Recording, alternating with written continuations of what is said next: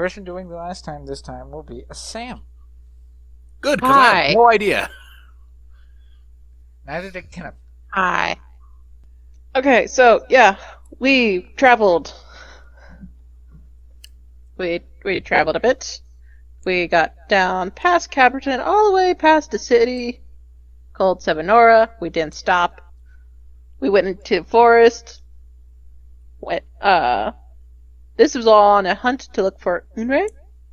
Uh-huh. We found her bodyguard of sorts, Mudslide. Traveled with them. We found a cave in the forest. We went into the cave. It was very shadowy. We fought some shades. Explored a little bit. Saved Unre. Also, rescued some peoples that figured we're from Sevenora. Didn't really stop and chat with them.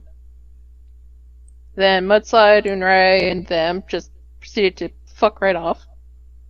Mm-hmm. And we continued exploring the cave. We found the teleport.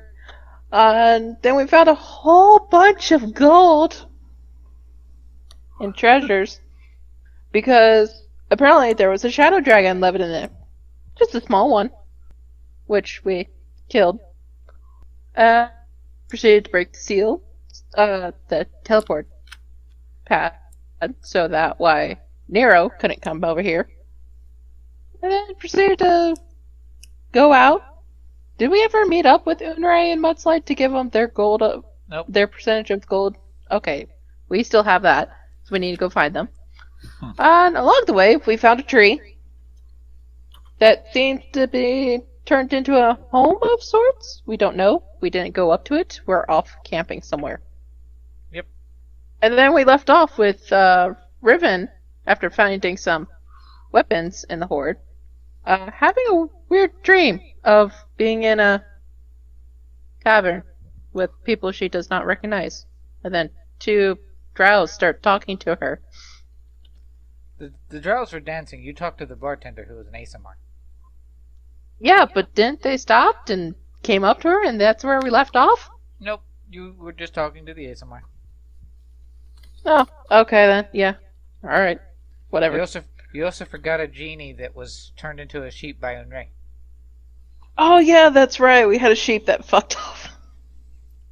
We found a sheep, tried tying it up, and then it got away. Yep. So that might not count. The sheep got away. Okay, that is an out of context quote for the day. The sheep got away. We're gonna have to deal with that at another time. It might bite us in the ass. Edge of the sheep. Quite possibly. Oh no. It's not going to be a sheep for very long. It's only a sheep for an hour. Yeah, so. it's a joke. We're just going to keep calling him sheep because we know we turned him into a sheep. He's now sheep. Forever named sheep. It doesn't matter what his name was. He did have a name. For what it's worth, he did have a name. Yeah, it doesn't matter. His true name is Sheep now. If you cast a spell with his true name in it, he is affected automatically. Having done all that, we will return to the session proper. It had been a while.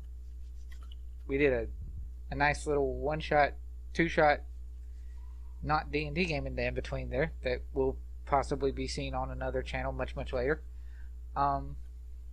Yep, because chronologically it needs to go up chronologically. Exactly. Yes. But anyway, following that, we will open up this session with a continuation of the totally not a dream that Riven is in. But that's the thing. She knows it's a dream. It's like, well, she probably doesn't realize she's actually dreaming, but it is a dream because she's asleep. Yes. The prospect here is Riven went to sleep. She knows she went to sleep. She is now in a place that she doesn't recognize. The leap in logic is easy of this is a dream. However, Riven asked the ASMR, is this a dream? She rolled a save. It failed. Seems real. So. Okay, whatever. It's not a dream. It's a very vivid dream if it is a dream. Logically speaking, it would be a dream. Yes. You did get yourself a drink from said tavern. Yep. And So you just now chilling. yeah, you're pretty much we pretty much open with you chilling in this tavern of people that you don't recognize. Yeah. And you have the music, the soft music is playing. You have these pretty drow twins dancing in a corner, and the probably ASMR bartender and a couple folks off to the other side of the room in the shadows. Yeah. Anything in particular that Riven wants to explore? Nope. Unfamiliar place. A lot of people. Don't want to socialize. That's fair. Roll me a perception check. 18. 18. Very nice. So, being the sort of antisocial person that you are and just sort of looking around rather than really going and talking to anyone. Yeah, sure. You do notice that to your right in the shadows there is a couple people that are sort of speaking in hushed whispers, and with your 18 perception you do pick up on, I'm not going to go into specifics of what they're saying, but they are talking about the new person in the tavern, which would be you. And also with that 18, you sort of pay. Okay. You also with that 18, you sort of passing glance to the two drow girls, and you see that both of them have a set of. You didn't really notice it at first, but there's a obvious bit of jewelry that both of them have around their neck. A set of 2 gemstones. One gray, one green. Oh, okay. Are like the people in the corner like gesturing and like looking at her? Not heavily, no. They're just looking at you and speaking about you. Saying things of the yeah, something. like as in they're looking at her. Mm-hmm.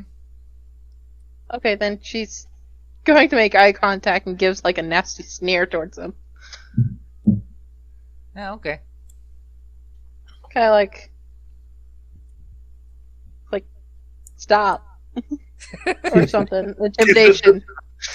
I mean, you can roll intimidate. You have that. Yeah, 13. Nah, okay. Just a nasty sneer. Pretty much. They're jabbering about you. Just sort of stops. Like it's just mainly it's like, I know you're over there talking to me. Shut up. Pretty much, yeah.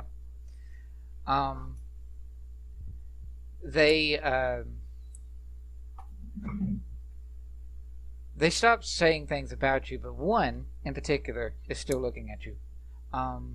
He appears to be, based on your 18 perception and looking at him in the dark, he appears to be some sort of dwarf. Yep, that's fine. But yeah, just before you... Like, does Riven have her equipment on her? That's an interesting question. Yes, you do. Except you don't have all of your other... Because you have multiple different kinds of weaponry. You have the different kinds of axes and all that other various things. The only form of a weapon you have on you is those new axes you just got. The 2 new ones? Just the 2 new ones. Your other magical ones, they're not there. But your armor is. Yeah, she's just like eyeing the dwarf and just like resting a hand on one of them, like, what? He just sort of shrugs, continues drinking the large keg, the large mug of ale he has. It's just gonna like gesture like keep on watching that on the drows. You're gonna continue watching the drows? No, she is staring at the. She's trying to stare down the dwarf, and then made a gesture of like, pay attention to the watch drows, them, not me. Yeah, gotcha. I see.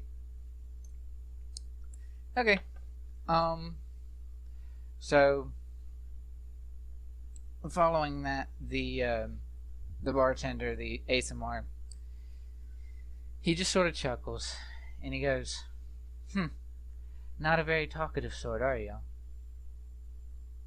No. That's alright. You look to be a fine warrior, though. Yeah? Got a name for those axes? No. Every good weapon needs a name. I just found them. I haven't had Sometime. time to use them yet. Oh, so you know nothing about them, then? No. Look, are you going to sit there and buy a new sword and just call it, oh, it's going to be this, and then you go into battle and it breaks on you? Then you just named a worthless piece of shit. Right? Those don't look like they would break. I understand that, but I just...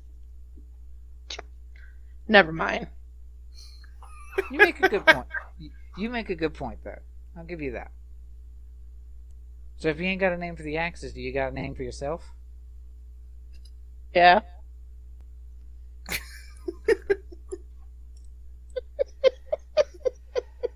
Oh boy. Smart ass. I mean, it's accurate. Antisocial. Yeah, it's fine. Yeah, I'm just waiting because you can keep continuing to ask. All right. Well, Is he not gonna? Okay, if he's just gonna leave it at that. he's silent for a minute and just sort of. He's not necessarily staring at you in the way that the dwarf was, but he does seem to be like in a much more equal form, basically sort of sizing you up. He's wanting to see the kind of warrior that you could be just by appearances, and you do look like you've been in a sizable scrap or two from various things. So, Yeah. We fought a dragon. Yeah. A shadowy dragon.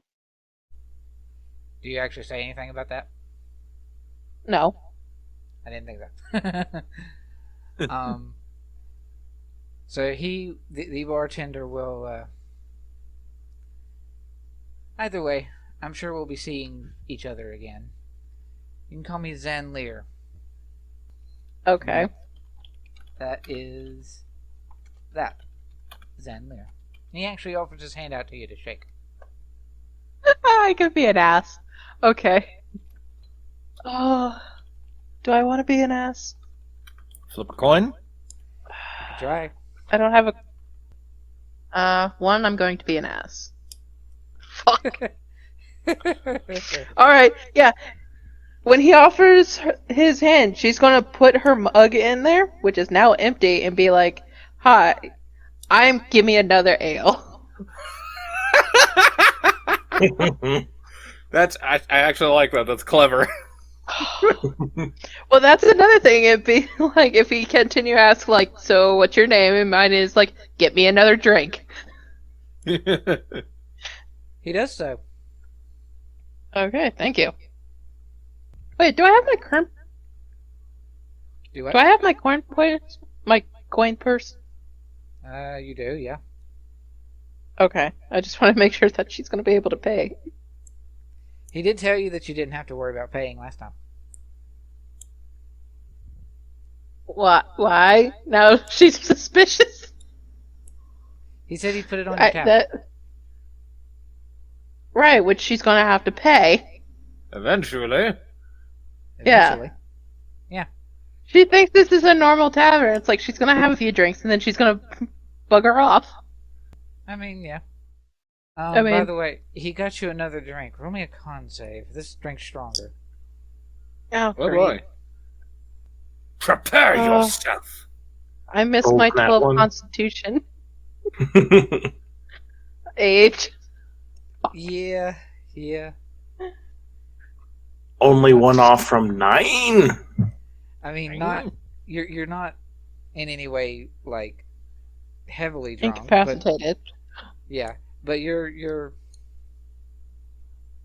a little bit tipsy, and it was clear that drink was different than the first drink that he gave you.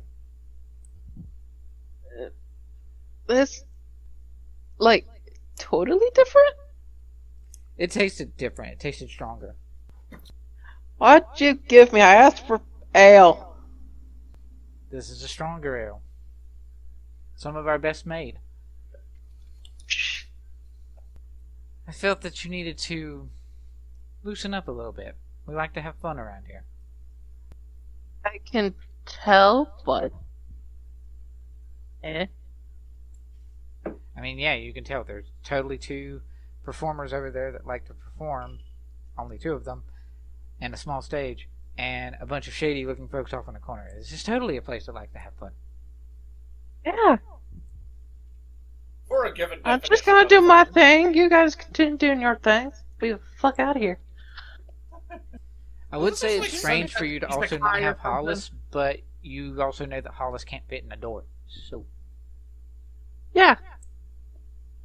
So, again, more reason why she doesn't want to stay there. true. Be like, I don't know how I got here. But I'm gonna leave. Are you gonna get up to leave? Ha. I mean, Sure. you can.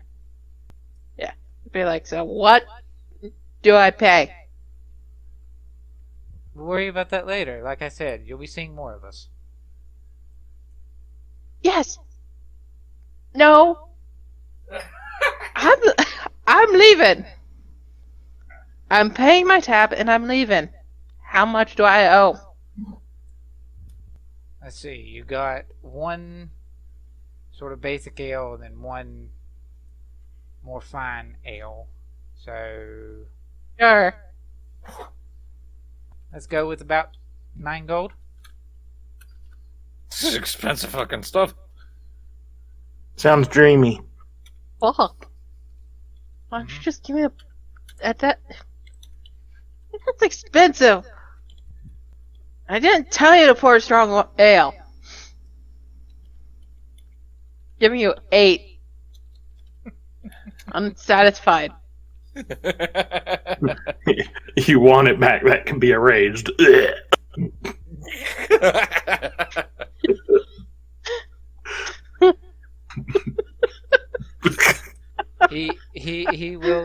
He will take your 8 gold then. Okay. And she's Does he going to take leave. it and like it? He says nothing against it, so. Yeah, well, she's leaving. Okay. As you make your way to the door, Oh, great. he will, the bartender still, Gemini Eclipse. Remember that name. Why? Eh? He just says the name. And actually sort of chuckles a little bit at your why. It was kind of funny sounding. You're weird. And yeah, you will make your way out the door Okay.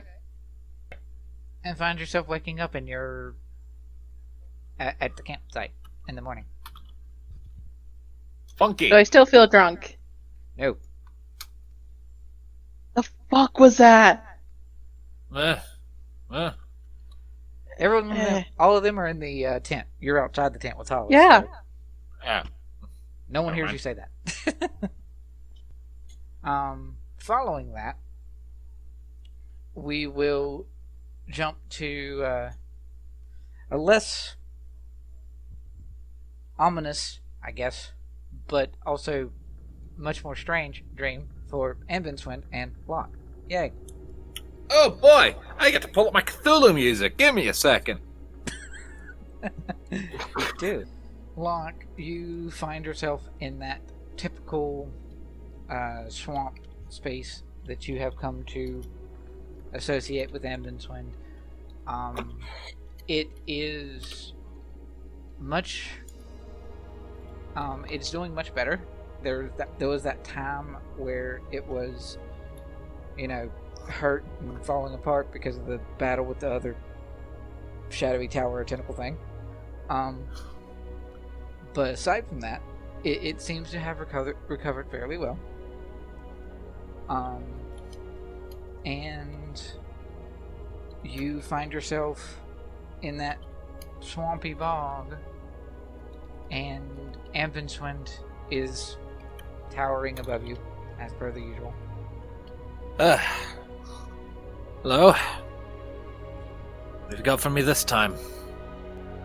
A new gift, Locke. Oh, really? You've been suffering for far too long with people playing with your mind. To some extent, yeah. I believe it's time to fix that. And the single Sauron eye will blink just once. Does that kind of somewhere between a normal human blink and a lizard blink. And there is an aura around the general vicinity of your head for a brief bit, and now we have a slightly more narrative reason as to why Locke now has access to his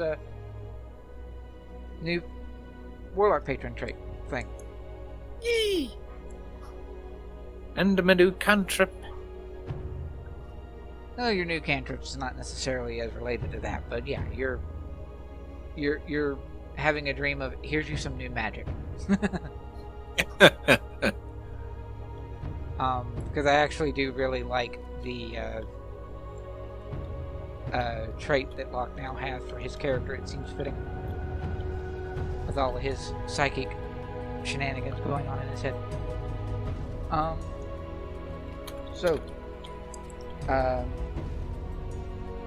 Vindsvept's sort of silent for a moment, and then I've been trying to find what information I can concerning the one that attacked before. The other big one? I do not think that form was their normal state. Whoever was doing that attack was in disguise as a equivalent creature GB. Huh. Imagine there aren't many creatures that aren't gods that can pull that off. No, there's not. It's also likely that it's not a creature of my form, because I am the only one of my form. I felt that you needed to know that more directly. Appreciate it. As it stands, the only theory I can really have on that front is that maybe it was Dolly is the name of the dream thingy we've been dealing with, right? Yep. Only thing I can think of is maybe that was some other attempt at Dahlia to snatch me away, but that just doesn't seem like her style. We've not really had direct interactions with her, but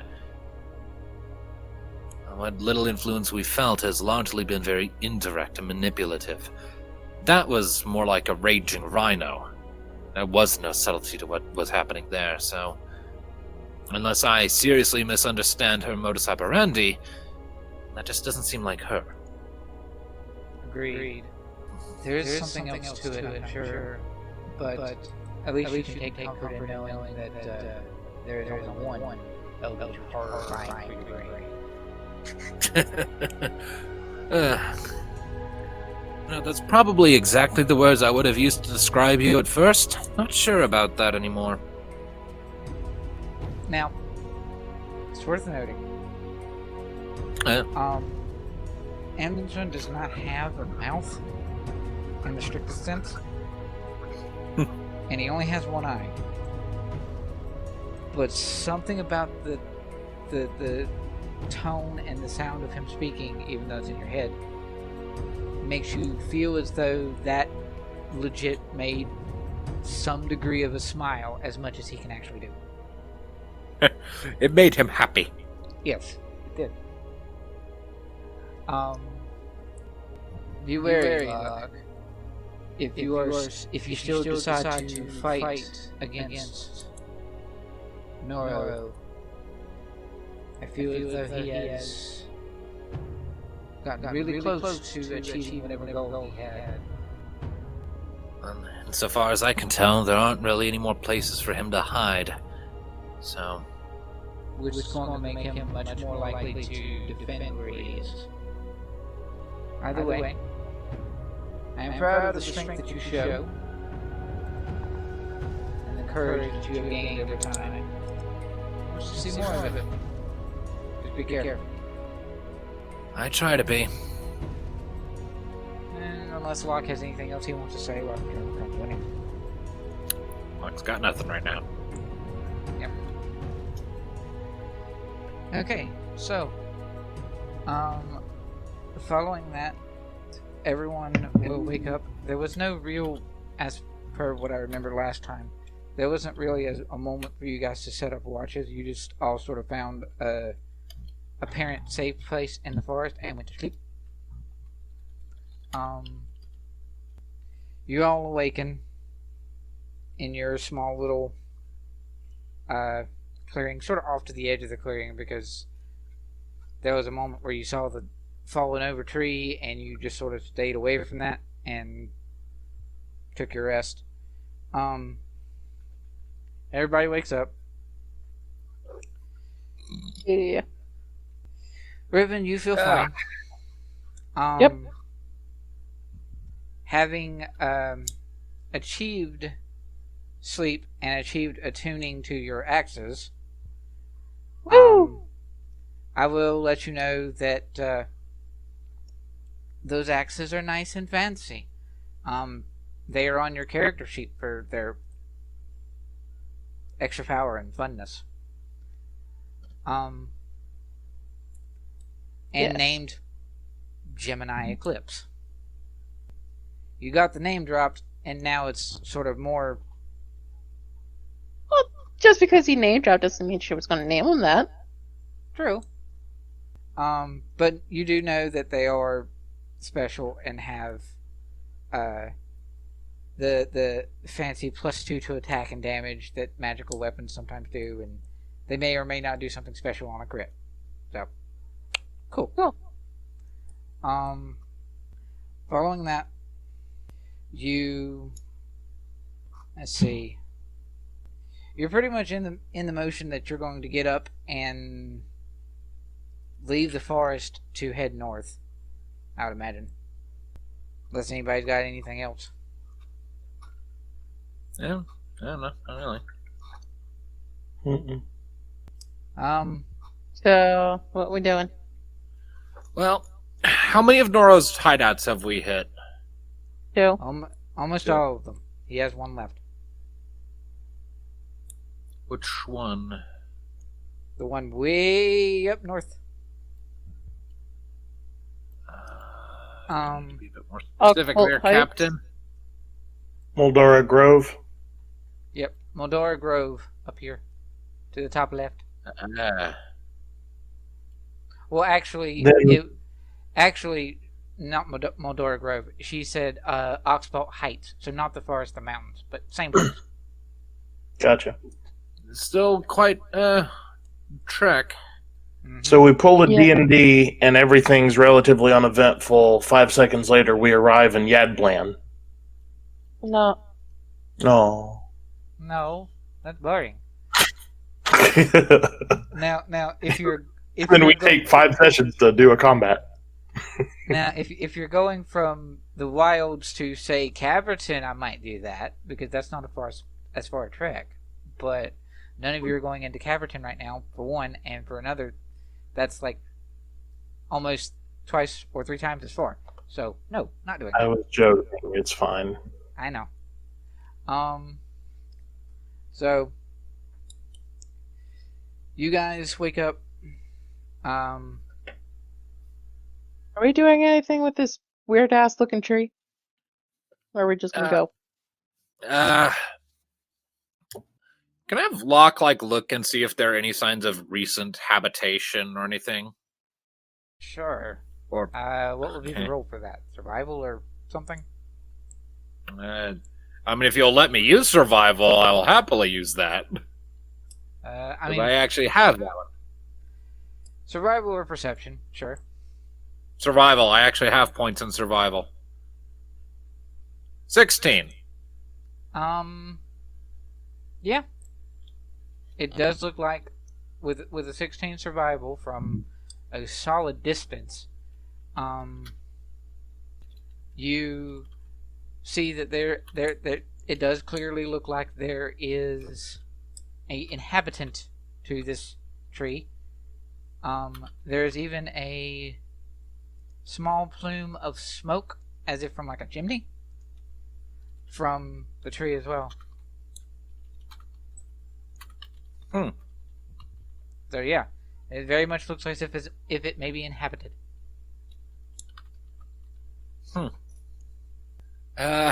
I'm personally fine either way. If we want to investigate, we can. If we want to just move on, we can. I mean, there's someone in there. I can tell that much. What do you think, big guy? I'm assuming she means me. Yes. The biggest guy here. Elephant man. Yeah. How big was her puppy? You're the only one that can actually fully speak. Okay. Woof. Anyway.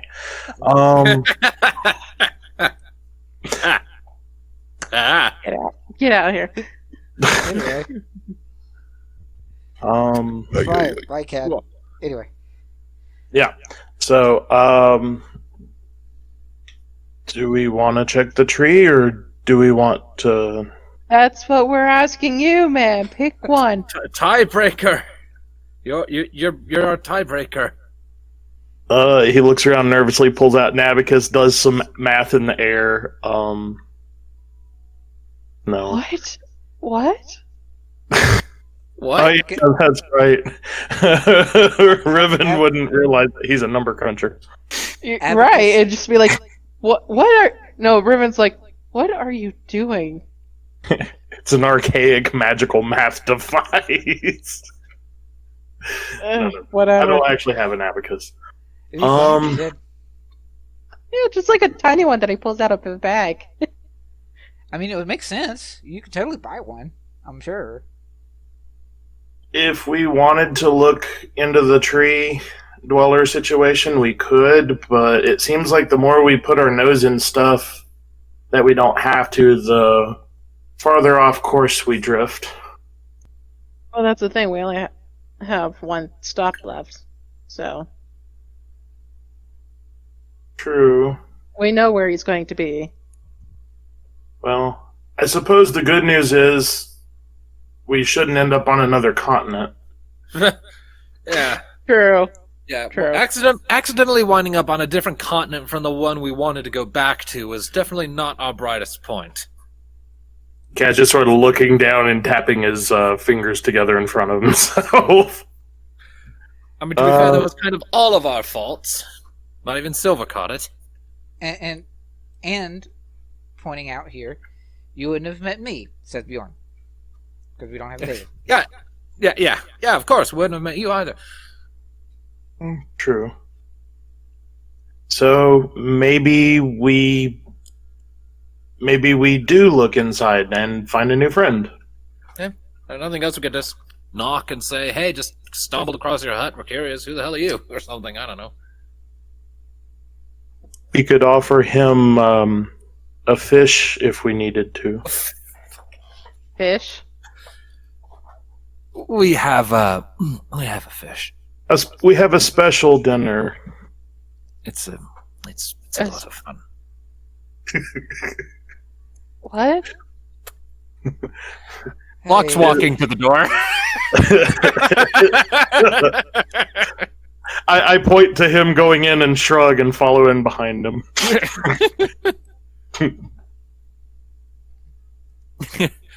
So I guess I'll just have Locke go up to the door and just give 3 friendly knocks. Just Wham, wham, wham. not hard. Just just friendly little knocks. You gently sort of knock on the door, and it does that. Basically, you sort of tap on it to do the friendly knock, and it just opens. It's like it wasn't fully latched. Yeah, that. So.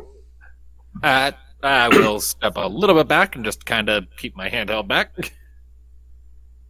You use Mage Hand to push the door open. No. No. I don't know who the hell we're dealing with. I'm not going to fucking just start throwing around magic. So, the door slowly slowly opens, and from the immediate perception, for just from straight up like passive perception stuff, not having to roll, you, Locke, looking inside, you'll see clutter everywhere. Whoever stays here is not organized in the least. They wouldn't need to be. They live out in the middle of fucking nowhere. And Cad, for your passive perception, because you smell tea. Is it a good tea or a alternative tea? Freshly made tea. So does anyone come to the door? Nope. Hello? Looking more into the door, you see a little bit of, though he didn't say anything, you see a small stool and a table with a gently wafting fresh cup of tea. Tons and tons of random, like, knickknacks and figurines and all sorts of other random crap. This place is cluttered all to heck. And do I see anyone? Nope. I'm gonna let my detect magic do its work. Look around. Do I see any signs of magic aside from our stuff? There's a few, like, faint, soft blips of magic. Some of the items and knickknacks ping magically. Varying degrees of schools. Nothing too crazy, but as far as, like, there's nothing that's like invocation, as far as you can tell. Yeah, few soft blips. Most of the knickknacks are not magical, though. Huh. It's almost like you wandered into some sort of way off in the middle of nowhere pawn shop. What is there, like a counter or something? There's a table, but I mean, there's no counter really. But you don't see anybody in here. You do see the hearth, the like fireplace where the soft smoke was coming from, though. Huh. 1 second. Oh, are we going to go in and see? I don't want to enter uninvited. That would just be bad manners. You just announced yourself. Yeah. There's clearly Hello, no stranger one home. we know nothing about. We're a stranger you know nothing about. We have announced our intent. Here we come. I mean, it works in other RPGs. I mean, technically. You know what? I'm just gonna smash all your pots. I'm gonna take your money. Have a nice day. No.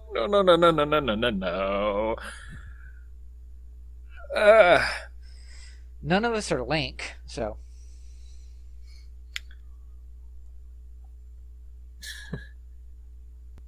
Yeah, I don't like. There's no sign of anyone.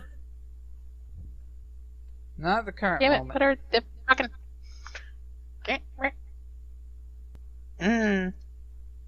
Oh Is that a wait. sound they heard, I'm guessing? What? No. Well, No. hold on. I'm doing something. Yeah, no. They don't hear anything. Okay. Well, I'm just gonna. I'm going to do I mean, this. Kadruil would not be all about going in there if no one's answering and no one appears to be there. I mean, it's clear someone's living here. Maybe they're stuck in their piles of knickknacks. They have magic items. Maybe we can find something that could help us. Kadruil. Or if not, less If not, we can sell the magic item. You know what? Hold on, for your dragon. Hold on a second. Okay. I've done this before. I don't know if I can do it now on grounds that I have no idea if there is anyone here or not. Remember way back in like session 3 or 4 or something long ass time ago, I used Awakened Mind to figure out the fact that my character's mother was in the building by just linking our minds up from the first floor without having seen her first. Yeah. Yes, but I'm You going don't know to. who it is. You have to see some. You have to know some. You knew she was there to target her, and you knew her. So I don't know if that would necessarily work here. But yeah, if Riven announced intent of possibly obtaining trinkets, he would opt to turn his back on the entry and sort of stand guard, since no one's inside apparently anyway. we could use the money for your dragon, Locke. Fair enough. Is anyone home? We're not hostile. Just curious. Where is Bjorn's moral compass? Would he be okay walking in and taking stuff? That would be a question for David. Um, As far as I'm concerned right now, Bjorn is a spectator at the moment. Right. I mean, Locke is certainly not okay with stealing things So, from a total stranger. If we were to find out that the person who lives here is a complete and total jackass, then he'd be like, oh yeah, rob him blind. But no, we have no idea anything about who lives here, so he's not okay with stealing anything. Because what if they're nice?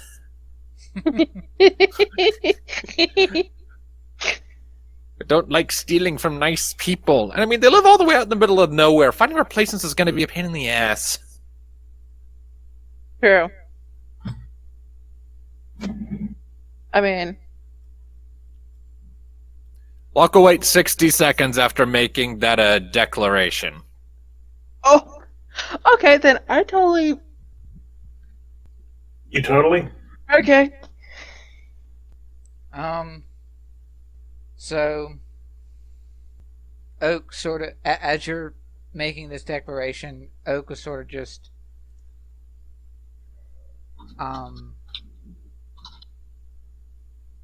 looking around and looking in the room as he does with his high perception rolls. There's something fluffy behind that table over there. Fluffy? Locke will look towards where he's being pointed to. Now being more directed, I think it's what could be seen from the doorway can now be seen. Well, it's a pile of knickknacks with fluff and a stick pointing out of it. And a table. A pile With of a cup knickknacks of tea. A pile of table with a bunch of knickknacks on it, and tea on it in a cup, and a stick and fluff and fur. Locke is going to use Mage Hand to very, very, very, very gently poke the fluff. Stick comes whacking down. Okay. It inflates like a pufferfish of the forest. Roll initiative. No, it's just it's like a staff that comes down. It's just kind of trying to whack at something. That- Not home. What? The voice said, "Not home." Are you sure about that? Because, you Pokes their head out. you slapped my magic hand. Pokes out from behind the pile. This is your secondary, so this is your maybe character? Yes. Please speak directly into the rock at the far end of the counter. Leave a message after the beep. He pauses. Beep. Okay. Is a tiny, not really tiny, but how tall are you, Locke? I'm definitely below average as far as elven height goes. Let me double check. I think you said 5'4". Yeah, 5'4", so definitely below average. I'm a scrawny guy. This being is like in the 4 foot something height. And they're furry? Yes. They're a tabaxi. Ooh. A very black and grayish old tabaxi. Wearing dark green robes and with fluff that kind of sticks out from underneath robes. No! Oh.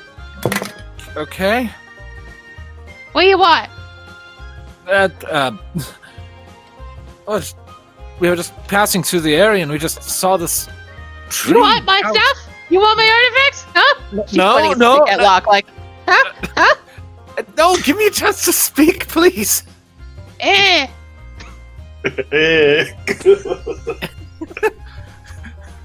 No, we're not here Like for she your... she tries to growl, you can tell, like, she is old. Like, teeth of hers are missing. It's like, are you not intimidated? I still got it. Yeah. I still got it.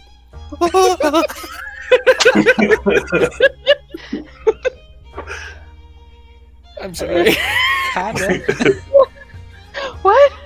I can't remember. I've heard that before. What? I don't know. Oh, whatever. Yeah. So she's just like pointing. Now is actually like a staff to her. He's pointing at you. Locke kind of has both his hands up, you know, sort of like in a no, not an enemy kind of gesture. Yeah, we don't want your things. We just stumbled across your place completely by accident. It's interesting. My artifacts, mine. Mine. Oh, yep. Okay, they're yours. By all means, keep them. We don't want them. Just look, it's not every day. Who are you? My name is Locke. This is and I go through the process of introducing everyone. You're big. I'm really not, but okay. Not. She's like looking at Cat, be like, "You're big." I like peeking through the door. Yeah.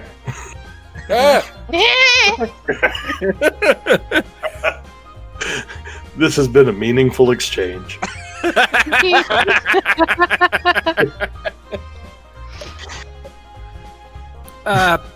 What about you? What's your name? Name? Hmm? Name. Do I still have name? Name not important. Wait, no. I do have a name. Tree. Tree? Yeah. Okay. Roll wisdom, Locke. Okay, hold on a second. I'm adding tree to our list of people we know. He rolls a 4. Based on that 4, you realize she's lost her mind. I don't need to make an insight check to know that. You want tea? Fresh. She gestures to the cup on the table. You drink before me. Not trapped, promise. So, Locke, with a 10, it's been a while, both in and out of game, but you remember, you can't, with that 10, you can't remember all the specifics for it, but you remember that when your dad at one point talked about somebody named Tree. And Sarlith. That part, the 10 that he doesn't remember. Oh, okay. Never mind. Huh. You know nothing. Huh. Tree, you say? Tea? I look back at everyone else. We're being offered tea. Do we have time? Tea! She's like pointing at the cup of tea on the table. Yes, that is in fact tea.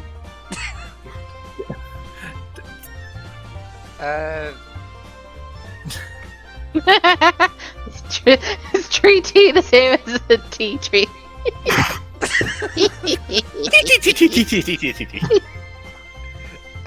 So, Oak will sort of wander in, being offered it, and being the curious sort that he is. If no one else reaches for the tea, Oak will reach for the tea. He slaps his hand with her staff. That's it. No, that's curse cup. No, don't drink from that. Curse cup. I'll get you cups. I like this lady. Like, that's not a character, but seriously, I'm having fun here. She goes and starts wandering about and like starts like throwing random stuff all over the beds until she starts pulling out like cups that she find all mixed match. She goes like pours everyone stuff. Tea. She's like throwing stuff in random places and you hear a random Wilhelm scream for no reason. Like, She pulls a relic out of the cupboard, looks at it, looks quickly to see if we noticed, and like hides it, and then keeps looking for cups. No, it's like no, this is how crazy it is. She like pulls out something that is magical and stuff that's like pretty strong magic. She'll throw it away, throw it over her shoulder into another pile of knickknacks of random bullshit and stuff, and keep looking. It's also worth noting, Locke, you pinged your detect magic earlier. Yes. And I told you that there was very few things in the room that had any aura of magic. That included the cup. The cup is not magical. The very cup that you just got through saying is cursed is not magical. Can I roll an insight check on the Tabaxi? Sure. On Tree. Is Tree bullshitting us? That is a 21. She is insane. Okay. I mean, I knew that. You could have got the same result with the joke. two. She's insane. It's just like, yeah. I mean, she's like, I mean, she's not in any way like any malice intent or anything, like evil and stuff. She's just a crazy old lady living in a tree that's just overfull with knickknacks and dumb things that she calls her artifacts. So the cup is not cursed. And she's been living here for a long, long time, and the cup is not cursed. Even though she says the cup is cursed. Okay, Locke is gonna do something creative here. And maybe a little gross, depending. He is going to... She's going around just slowly handing everyone cups of tea. Okay, while she's doing that, if Locke can find it enough... You know what? No, since she's already... I was doing this under the impression that she was still rummaging around through things back to the party. I mean, she's going, like, back and forth. Like, if she finds a cup, she gets the tea, and then goes and slowly walks it over to someone, and then goes finds another cup. Okay, well then at one point while her back is turned, Locke will surreptitiously send the mage hand out again to dip a couple of its fingers into the cursed cup, bring it back, and just take it, just pretty much just suck the cursed tea right off the fingers of the mage hand and then dispel it. It's just a normal tea. Doesn't seem very cursed to me. It's highly cursed. Last person who drank that turned into that stool. Then why aren't I a stool? What? I just give her a grin. You're not all together there, boy. I know what I'm talking about. I spent years and years collecting all this stuff. My artifact. I know what each one does. Okay. Here, have your tea. Thank you. Sit down. Okay, I sit down. Oak Locke is visibly amused at this point. will pick up like a random little figurine of like a bear and hold it up. He's like, "What's this one do?" Knick-knack. You said you know what all of them do. What's this one do? It's a knick-knack. So that one does nothing. Yeah, I collect those. I collect little bears. You collect a lot of things. It's my life's work.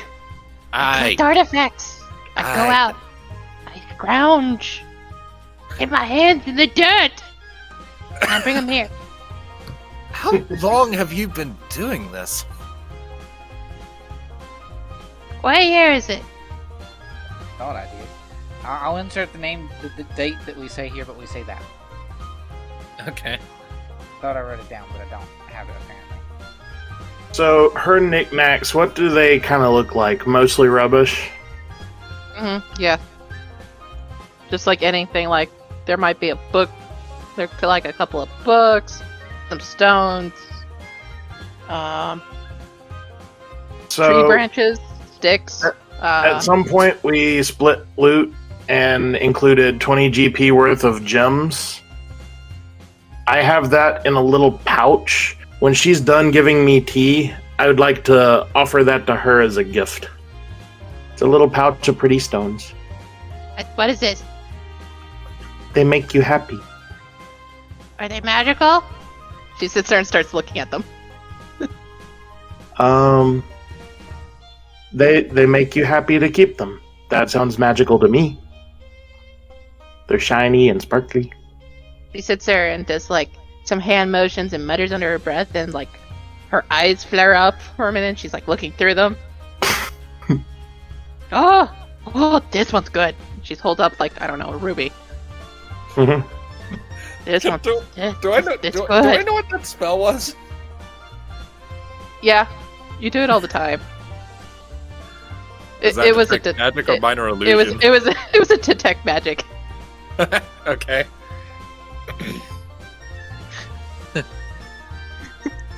Obviously, it's magical because when you hold it up to the light, it glows. Duh. So, does Locke do detect magic?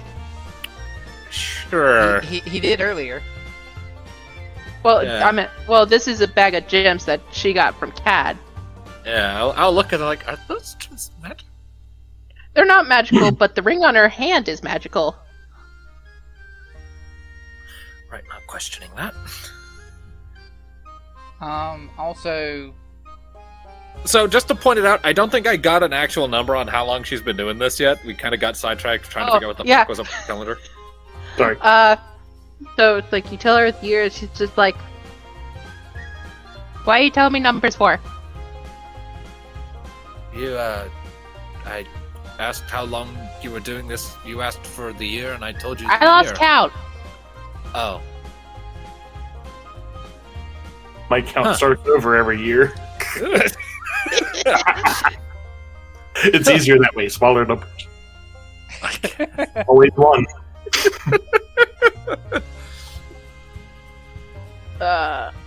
Yeah, but the ring on her hand lights up strongly. What school?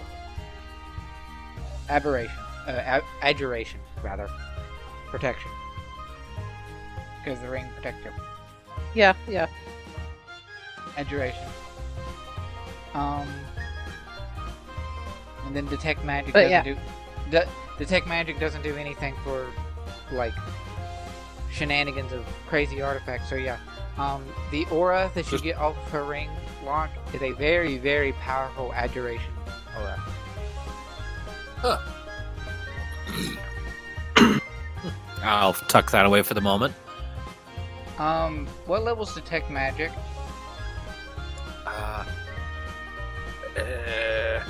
It's first level, but I can do it at will. I know you can. Roll a d20, Sam. Well, why? Because of what she is, and she just cast a spell. Oh yeah, that's right. Wait. Oh, wild no. magic. Wait. It was a level 1 that she cast. Sorcerer spell. Okay. So it's only on a 1. Yeah, only on a 1. Okay, you're fine. 17. Yeah. Okay. Yep. Now you're in a cramped space with a wild magic being. Wild magic kitty that's wild herself. No kidding. Jesus. So, you said your name was Tree, right? yes. Would you happen to have at any point in your, I'm sure, storied travels crossed paths with an individual by the name of Frederick? She points to the tool. I think I would correct. Like, she starts to, but then it's like, no. Coward! Yes, coward. I know him. Coward. Yes. Yeah, that's pretty accurate. How long ago was that? Do you, know that? She asked what year Yesterday? it is. Yes, Oh, wow. So you described Frederick as a coward. What did he do? I don't know. Just one day we were not together anymore, and I came back to my home. He ran off. The beast lady ran off. The stick in the ass ran off. Some very interesting descriptions. So, I can't remember. Did this is out of character? Does the captain? Was she a fish lady? yes. Fishy ran off. Fishy. So Oak will sort of just count on his fingers as he goes through it. It's like coward, stick in the ass, fish lady, and who? Beast lady? Beast. Beast lady. Or well, was it just beast or beast lady? Beast? Just beast. Yeah, that's what I thought. So coward, stick in the ass, fishy, and beast. Huh. Interesting. Well, this is quite the coincidence because, as it so happens, Coward's my dad. You a coward? I was. Stick again. Stick again. I was. I dare say I've grown a pair since then. Look, I helped kill a dragon like yesterday. I'm pretty sure I've graduated past being called a coward at this point. You're a dragon, eh? How much does Tree explore the forest in which she lives in? She wanders. Oh. Roll wisdom at disadvantage. Just straight wisdom? Yeah. Straight wisdom, disadvantage. You could do hit 14. 14. Vague Tree in her amalgam of information mind that she's got going on because she's crazy. She does remember there used to be a dragon that lived in this forest, but he disappeared. It was a dragon. I don't know what happened to him. He was a coward too. Coward. Yes. Coward. Everything's coward. Gotcha. What the I came hoping they didn't. Coward. Yeah. And the reason I bring it all up is because, well, I mean, I've heard your name before. From who? From Did they Coward. say me things? He owes me 20 gold! I look at the bag of gems. Does that cover it? No, these are from him. Coward owes me 20 gold. Also, coward's son, inherit debt. Is Coward still alive? Yes. He still lives? is. Yep. Okay. He owes me gold. I kind of wish I had the book right now. I know this is meta as heck, but I have to ask. What does Riven think of this kitty lady? She is just standing there, just like holding this like teeny tiny cup of like tea in her hand. It's just looking like, what the fuck is going on? Also, where's Hollis? Outside, just kind of whining.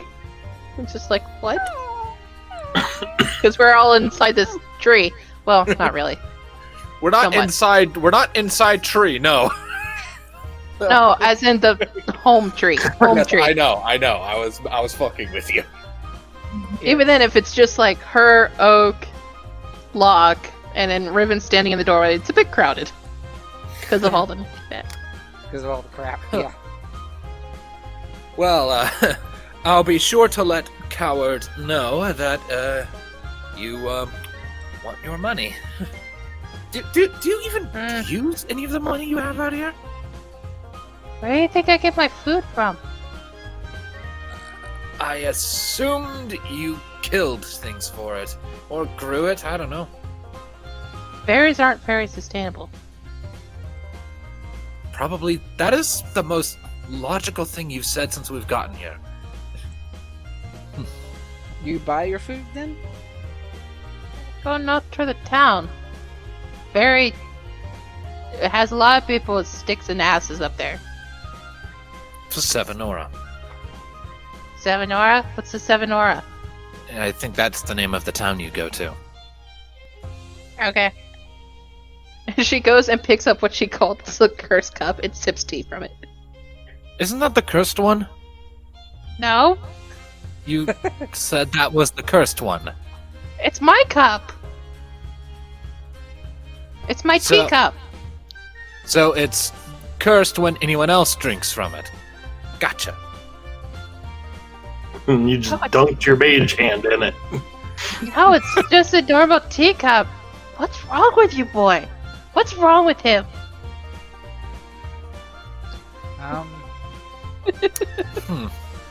It's like I think we might better move on now. It was nice to meet you, Tree. Very nice. I'll be sure to let Coward know that you still want your money. And that you're taking good care of yourself? Yes. Yes. Good. Okay. Locke will stand up, finish off his tea real quick. Shall we get a move on then? Hmm. I set the teacup down and bow graciously and exit. We'll finish sipping the tea and he will set it down and then leave as well. Hi. Farewell. Does Tree look outside? Yes. Tree sees massive dog. You're big. I say thank you. I already said you're big. I didn't know she wasn't talking to me. That's what she said earlier. Well, he just said she's looking at a giant wolf. Mm-hmm. So. Oh, I just had a horrible idea. So, as we are, does Tree still have the cursed cup in her hand? Yes. Then, as we are leaving, just as I'm about to pass out of range, I want to use Awakened Mind Uh-oh. and speak into Tree's mind in the most ghostly, ominous voice I can possibly manage. For 1,000 years I lay dormant. Who dares drink of my soul from my precious cup? And then I'm out of range. Don't even stick around for the aftermath. Its range is 30 feet, so I probably can hear something going on back there. Roll deception with advantage because she's crazy. Deception is good and high, yes. 26.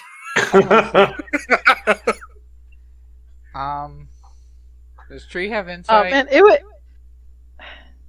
She does not. No, she does not.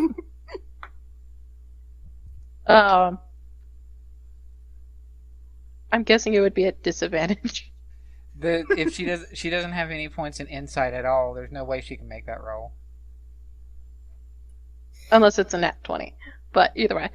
Yeah. I mean, if it was like if it was like Awakened Mind, she could have replied in her head. Yeah, but I did that just as we were leaving range. Right, so. to hopefully keep her from catching on. That's still only a 20, though. Doesn't beat 26. Skill challenges cannot be beaten with crit rolls because they don't work on skills. But I fucking called it. Anyway. You did. So as you walk away, you are greeted with a perfectly cut scream.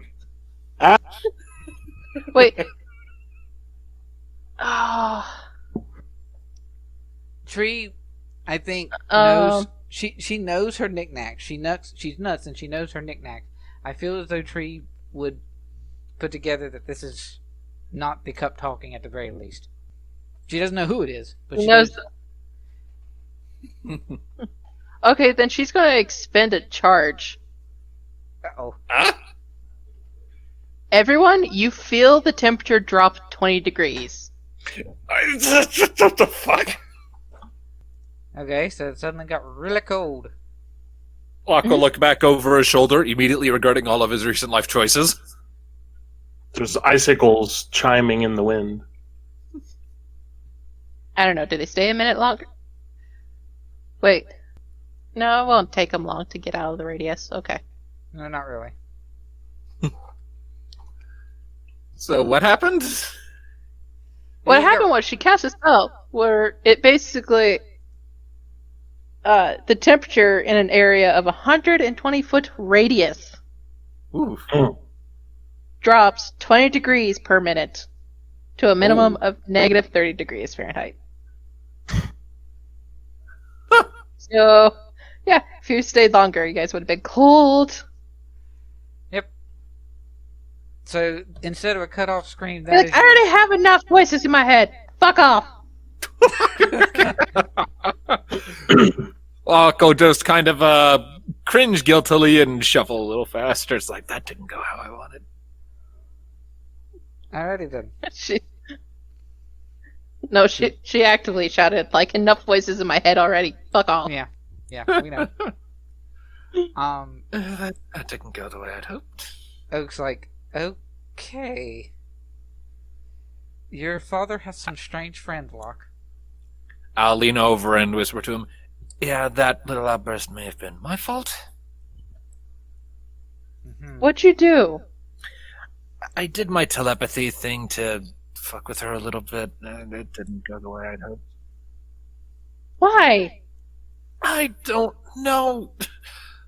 Look, I'm still getting the hang. I'm still getting the hang of all this, more socially outgoing stuff. All right. I figured it'd be like a harmless prank or something. On a crazy lady. I don't think she thinks so. Although she didn't seem to be worried either. So. Yeah, that she didn't. So, yeah. Okay. Could you just notify my dad that we found a crazy cat lady? Right. I can do that. Yeah. Yeah, that she's completely psychotic, lives alone in the woods, and that she still wants the 20 gold he apparently owes her. I guess for so many years, that's what she remembers? I guess this is the point when I have to ask, does he actually owe her 20 gold? I don't know. I kind of improvised that off the spot. That's up to you, DM. Okay. I was just asking. So, here, roll. There, 2. Yep. So, Oak will do sending, and he will message Frederick and tell him that we met up with Tree, and then he's like, "He's still alive?" Oak's response is, okay, so 1, your father is surprised that Tree is still alive. 2, he figured that he was living in a tree because she did that before. And 3, he'll have to get her gold to her later. All right. Sure. Yeah, I'm holding him to a lot of words lately. What's one more on the list? I'm gonna have to ask him to tell me the whole story about this lady, because now I'm just fucking curious. Old when he left. She was old when he left, and she is still old. Oak sort of smiles and goes, "You and me both. She's an interesting one." Not home! Locke, Yes.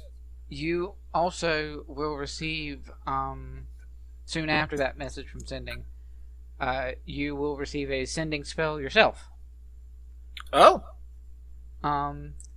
It takes you like a half a second to remember the voice, but because of what he says, you do remember the voice.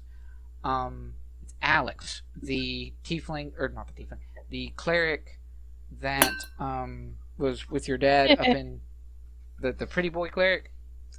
Yeah, I remember. And he will send you a message, and he will say, essentially, as best as he can in the words provided, he will tell you that Ulara, the artificer lady, she does have most of the equipment that you guys had ordered complete. The only one that she hasn't finished is the books. The books were the most complicated and new, and she wasn't entirely sure how to go about making them. But in large part, the items that people wanted from her are now available. By the time you get to her, it is entirely likely that they will already be done. Because it's ways to get up to Fumok where she's at. He also details that your dwarf friend Yong was already by Ulara and had got her claws. All right. I will nod, and I assume I get the chance to reply. Yep. And I will respond back. Well, first time I've been on the receiving end of this particular spell in a while. Thanks for the heads up. We'll swing by. Okay. And not like you're starting to travel the forest to get ready to leave, and it's probably about an hour or so later. You will receive yet another sending spell effect. Well, before I get the sending, I'll make sure to clue everyone else on. Hey, our enchanted gear at Lara's is ready. Let's go get it. Okay. I don't think Riven was with you when you did that. Does Riven even know about Ulara? I don't think she does. Who is this Ulara? Ulara is this woman we crossed paths with. We were briefly enemies, but then we kicked the crap out of her and she became our friend. It's weird and kind of a long story, and I don't remember half of it because it's been so long. But now, generally speaking, if we can provide her with materials and money, she's willing to make enchanted items for us. I think we convinced her to be like, hey, it's not worth it serving this guy. Just something like that. I honestly don't remember. It's been so long. And just for emphasis, Locke. Oh no, it's just like we had her cornered. I think we were intimidating her, and then she's like, you know what, this fairy lady's not worth it. And I'll actually have Locke pull out his enchanted sickle, and I assume it's faint. It has like a faint shimmer or something to indicate it's magical. Probably. Yeah, so I'll just show it off and be like, yeah, she actually took that old sickle that I used to pin that stupid mage to the tree with long-ass time ago. Yeah, like back in session fucking 1. And she actually gave it an enchantment. Now, if I speak a command word, it'll do a lot more damage if I hit someone with it. Cool. Very. Well, let us travel. Let us. Now, the second sending spell I receive. Yep. Your second sending spell is from a lovely female feminine voice of a dragon. That was rather easy, wasn't it? Perhaps I underestimated you. 50 platinum.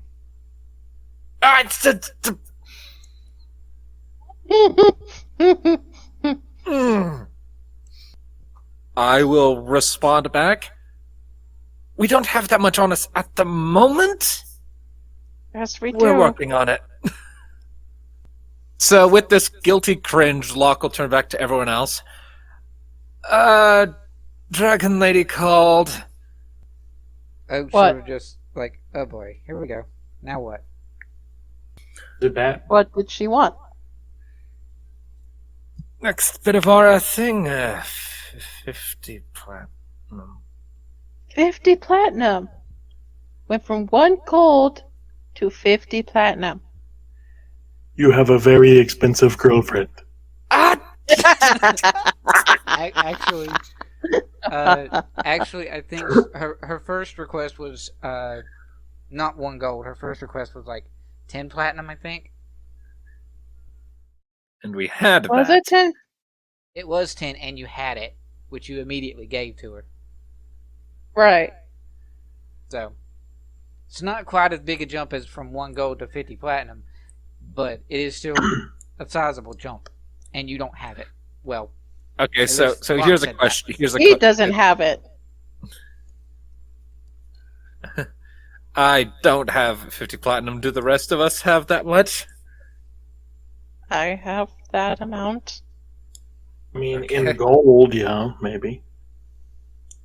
it's Well, the thing also- is, our little stash, side stash, doesn't cover it. Hmm. So, How much was the side stash? 200 gold pieces.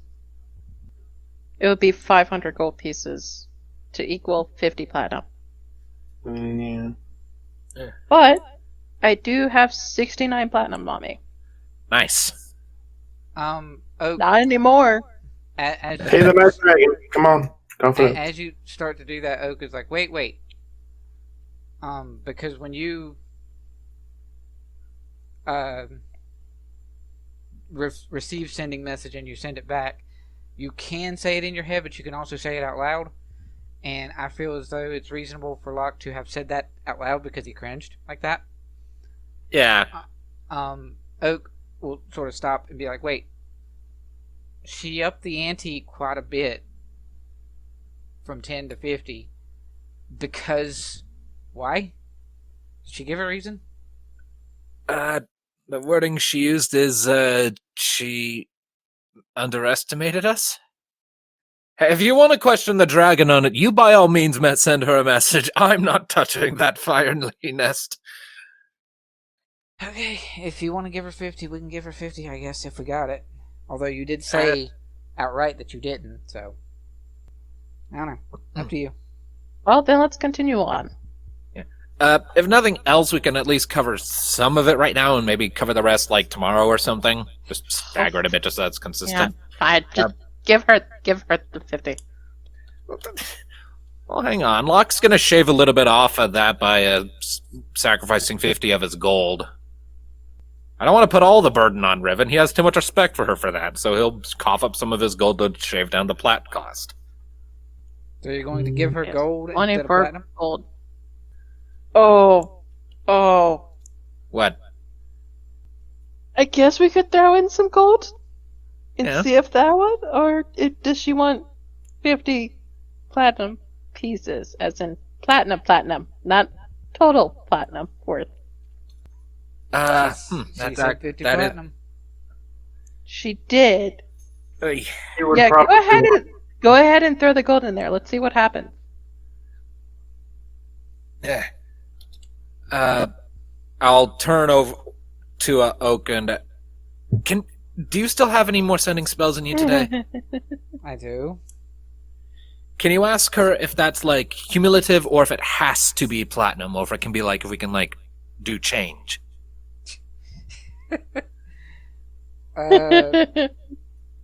Okay, I can do that. I just feel like that would be a good thing to know moving forward. That's when she responds. She's like 500 gold and 50 platinum. Sounds good. Oh fuck! Stop. Shut up. Do not give the DM any ideas. Just stop. Oak will. This, sort Coo, of- this is a pigeon saying stop. Okay, so Oak will very, very cautiously activate sending, and will be send the message off to her, and then he very visibly like cringes at response. Okay. She said platinum. She meant platinum. She also doesn't Okay, so want it to has be spoken to without.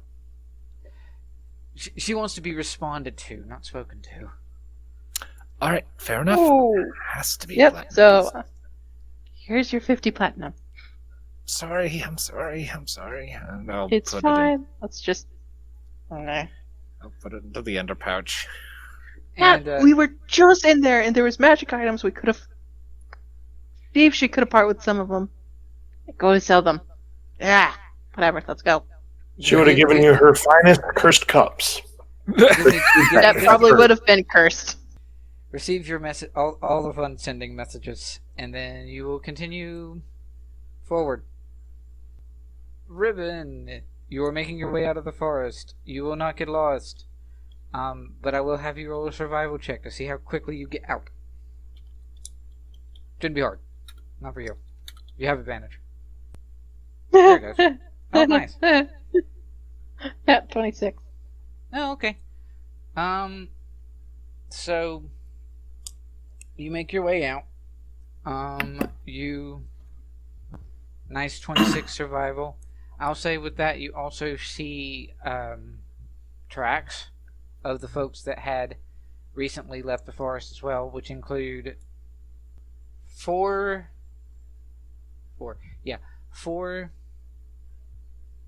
sets of elven tracks and one that is mudslide, that is Goliath. Her feet are much bigger. Yep, she's following the Goliath tracks. And they were making their way out.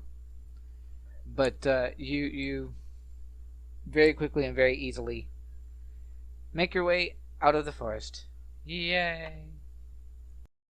Everyone roll for me perception checks. No. 8.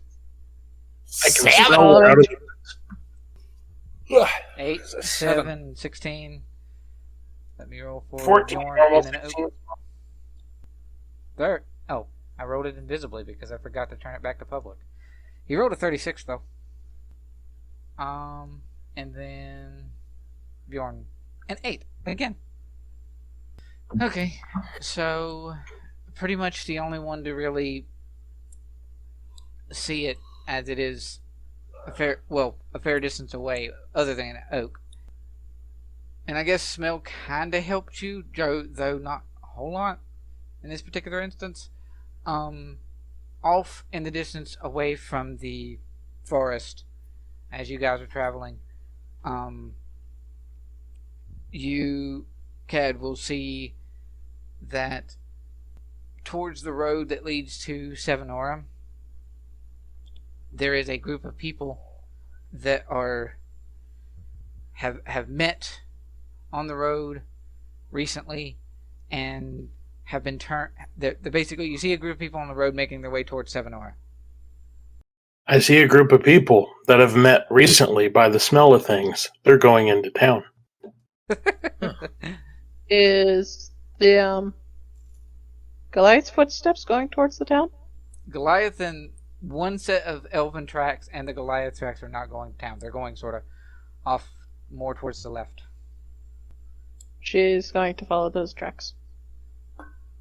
You do see, after a moment, following the Goliath and elven tracks, that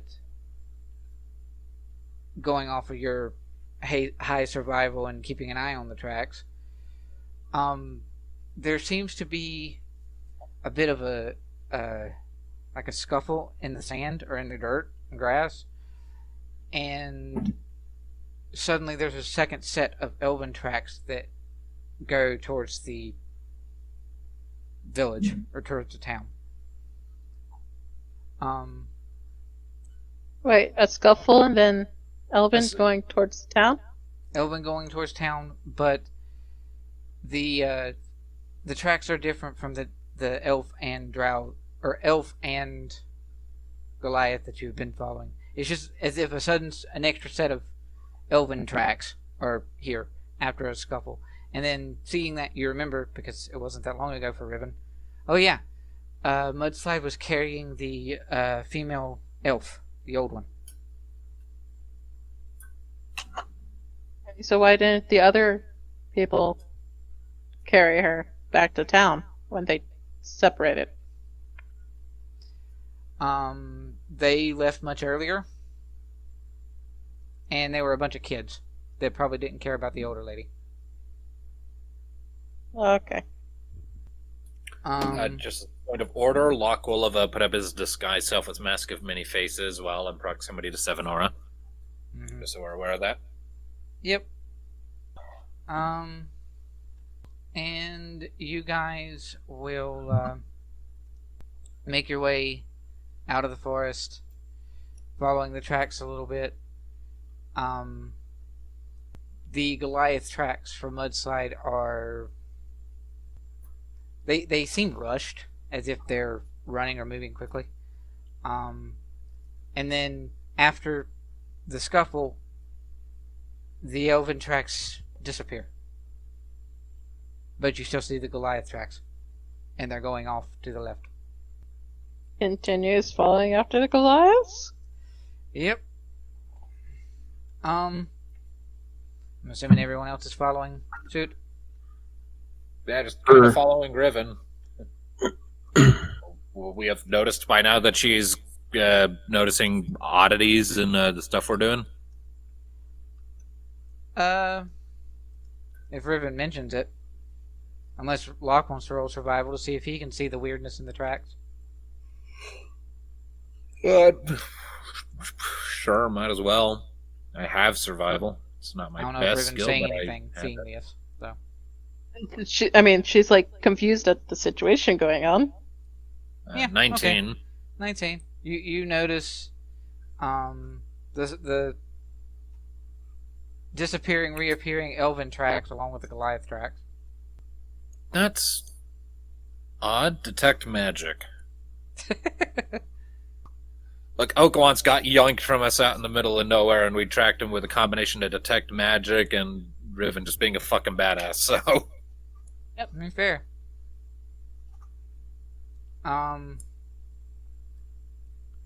So, detect magic? Yep. Are you focusing the magic on the tracks? Or the area around the tracks? It's just a general radius from me. Oh, right, that's right.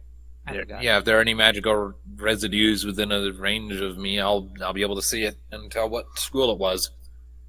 Yep. So you flash up with detect magic, and about 20 feet or so from you, though it pings out of your peripherals and you have to turn because it's more behind you than beside you.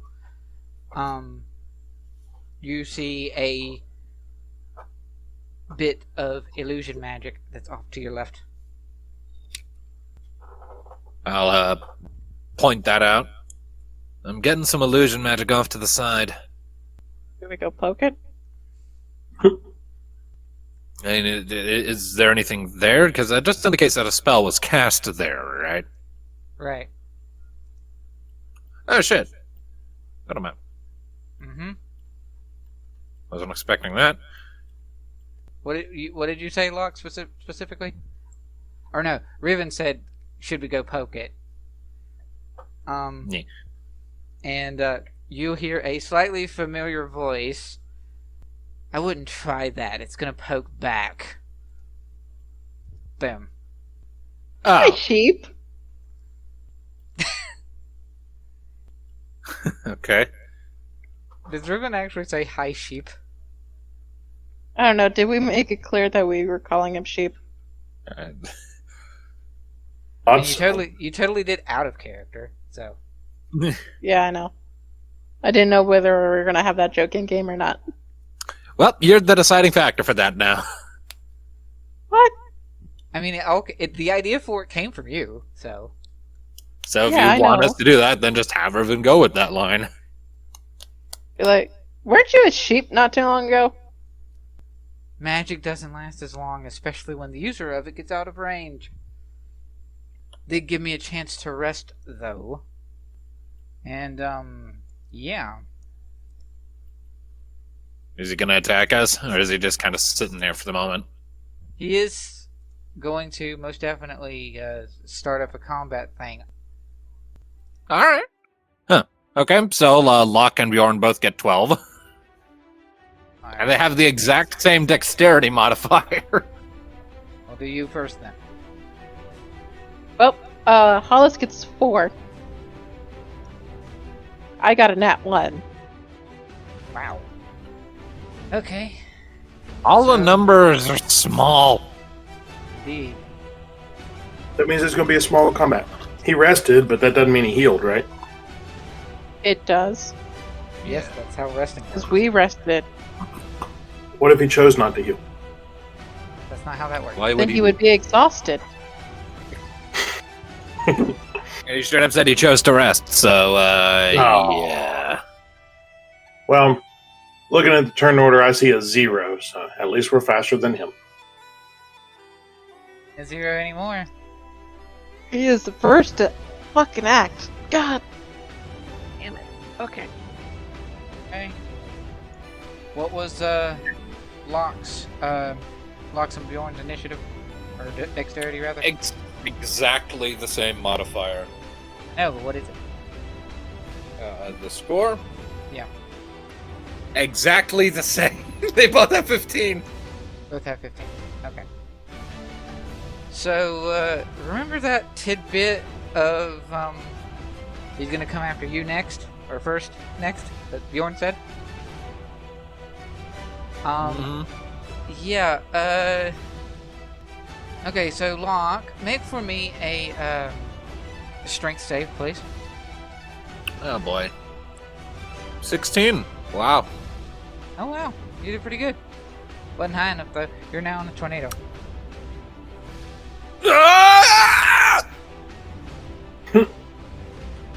Oh, there goes that. And then someone who is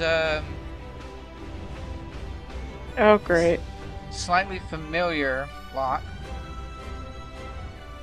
is going to reappear as if from Indivisible. Remember that bully of yours? Yeah, he's with him. Oh, good. Which one? We The kind of have I kind of had 1,000 of him. The bully that was with him in the cave. There was only one of them that was a bully. You saw 3 kids that were from your school, but only one of them was treated as a bully in your class. Only one of them had.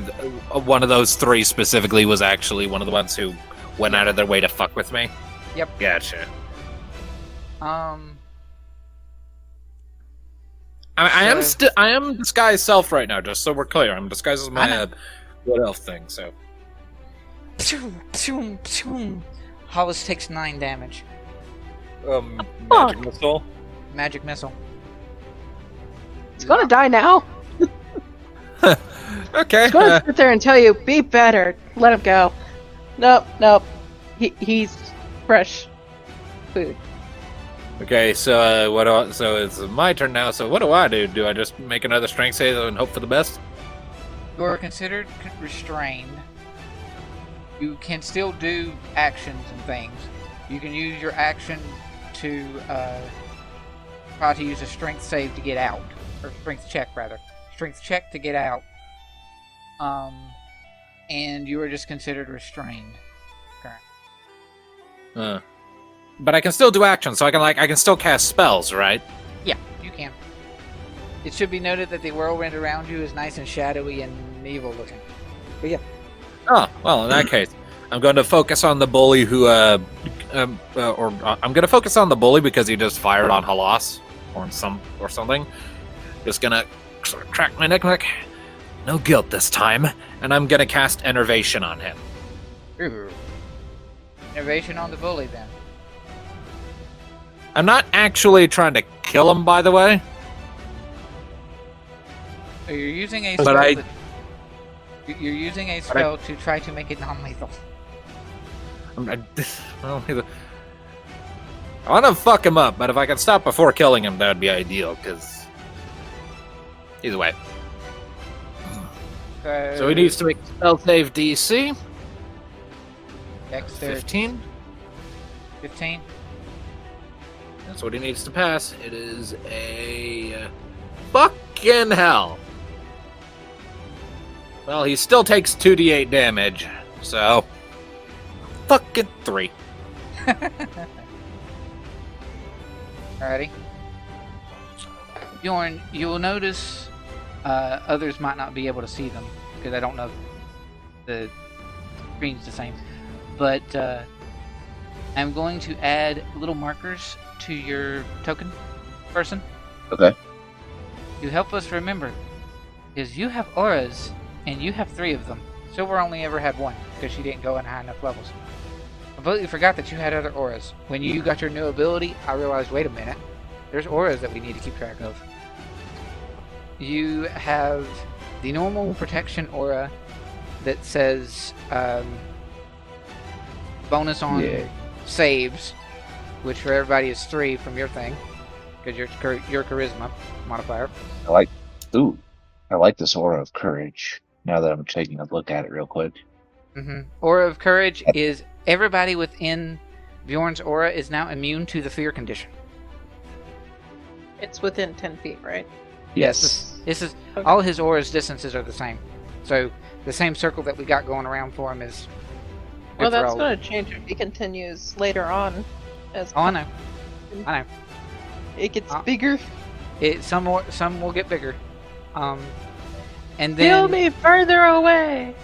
And then the one that is important that I completely forgot you had, that you technically would have had earlier, is your glyph of warding, which is from your class, your subclass specifically. Resistance to magic damage. Yep.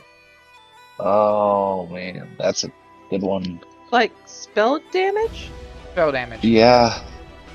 Beginning at 7th level, ancient magic lies so heavily upon you that it forms an eldritch ward. You and friendly creatures within 10 feet of you have resistance to damage from spells. Fuck. That would have been helpful a couple of fights ago. Yeah, right? It would have Fuck. been. This is why I'm putting markers on your token to help us remember them. That would have been... Oh, okay. Yeah, that's a good idea. So, for what it's worth, those out there, look at your character sheet. Remember your things. I do. We know. You're pretty good at it, actually. So I sit there and go like, what can I do to fuck this turnover? This kid, how old exactly is he, roughly? Like maybe slightly older than me. Yeah. He's like maybe he's an elf, so he's not like half elf. He's an elf, high elf. Okay. So maturity wise, him and Locke are about the same, but age wise, it gets funky because elves. Yeah. I have a question. Mm-hmm. Is the kid considered a creature? Well, I mean, yeah. Okay. I mean, he's a humanoid. If you have something that does things to monsters, no. But no, it says to creatures, so I just need to make sure. Yeah. Alrighty, so we will now jump on this combat turn, and we will go to Bjorn's. Well, I suppose I can make a strength check to try to get Locke from the tornado. You could, yes. That seems like the best move. Also, I'm going to quickly give some HP back to Hollis because he's in the aura, so he would have had resistance to the magic missiles earlier. Still, kid's dead meat. Oh, I know. Anyway, continue your turn. And I feel pleased with that. Solid 20. Making strength check to get Locke out of said tornado. I'm gonna grab him by his boots and just plant his feet on the ground. So Bjorn, you grab Locke by his boots and pull him out of the tornado. You have succeeded in getting him out of the tornado. Plant you right on your feet. It's like, Probably I look you dead in the eye and I tell you, You must be stronger than the tornado next time. Tornado's still there, by the way. I. Can he roll to I would like- intimidate it as a bonus action? I don't know about that, but I would like to not be standing directly next to it. That seems pretty iffy. So I'm gonna move in on Captain Genie Pants here. Deep. Actually, huh? Cheap. Deep. His name is Cheap. Cheap. Cheap. Actually, I'll move here so that the aura is still catching Locke. Oh, sweet, thank you. Although yeah, because then other bad guys get their turn before you get to move.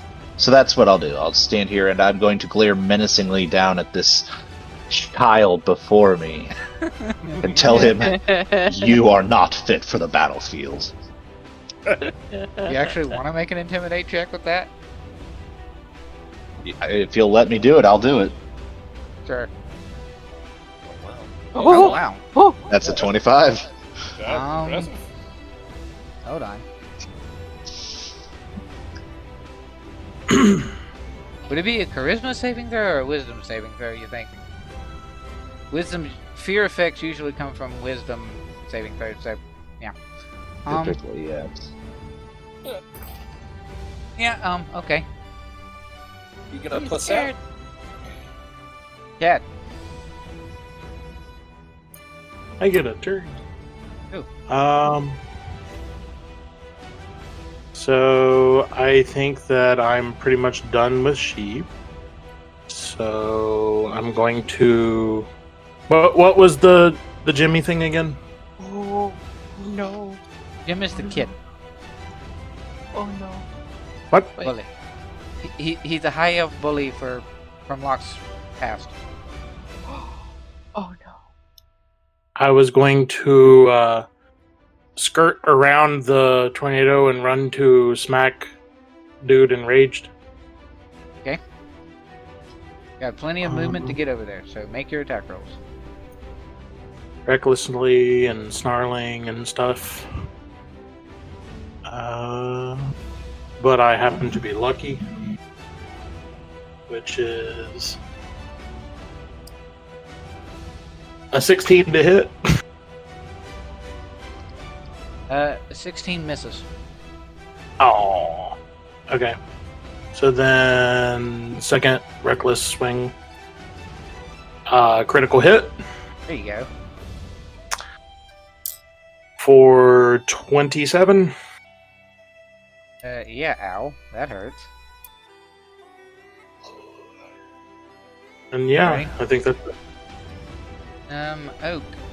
He will, You made a little thingy for the wind guardian dude, or the wind tornado thing. Make a thing for Oak's guardian of faith. Whoever made the little drawing thing. What do the Guardians of Faith look like? Spectral warrior with a big giant glowing glowing sword and shield. Symbol of an oak leaf on it.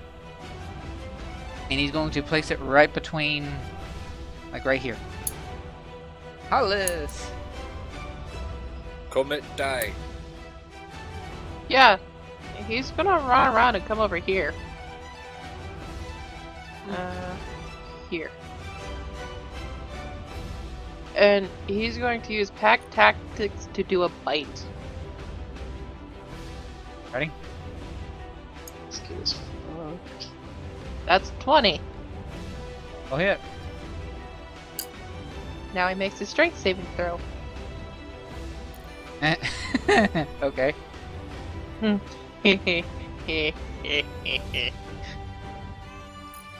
Damn it. Hollis only get one bite? Yes. Ready. And it's to you. Yeah. I'm just gonna come over here. Be like, you hit my companion. You hit my dog. He's very much cowering at the moment. He realized that He very at a moment when Bjorn said something, and then Cat Hollis comes up behind them. There was a very sort of what's that? The Mimi thing. It was at this moment Yeah, he knew he fucked up. Yeah, that. He had one of those moments. Yeah. She's gonna cast Hunter's Mark. Okay. And now she's gonna take one attack. Fuck you, dice. Okay, does a 15 hit? Shield. Oh. So no. Yeah, actually, no. Change those to a 12 and 17. What? I used the wrong. You used your wrong I- weapon. Yeah. I need to change this real quick. Uh-huh. Right down there. Would a 17 hit? Let's What does see. 17 get past his armor? Meets it, beats it. Yes. Okay, I'm just ignore the attack for this. I just wanted to have the damage. There you go, 7. Okay. 7 damage to the kid. And then, yeah, and then 1d6 on top of it. And then Hunter's Mark. 4. So 8, 9, 10, 11. 11. Okay. Now then, it is Genie. Hey Cad, make for me a wisdom save.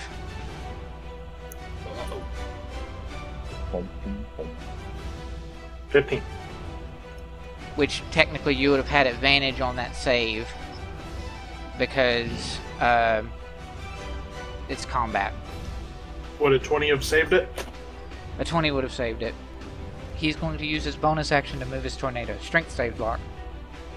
Oh, for fuck's sake! But I you just got out of that! let me see. You got 10! wait, because I've got the aura. You get a bonus. Yes, Oh, it's 13. that's a bonus. 13. Bonus is that plus enough? 3. No. Oh, Damn it! Up you go. Whee! Fucking hell! you look over. You see Bjorn look over his shoulder. See you get caught, and he's like, just shakes his head disapprovingly at you.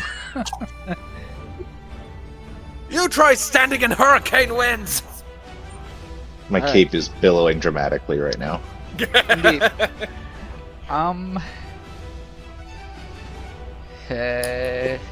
You are not happy right now. Gem Boy needs to fucking run away. That's what he needs. He does need to I run did- away. I tried to convince him of that. Either that or surrender. So he's gonna disappear. Did he turn invisible? roll an Arcana check at disadvantage because you're spinning around in a tornado. Fucking hell! Both 16s! Yeah, he used invisibility. Okay, I'll keep that information to myself. Lock. Alright, it's my turn.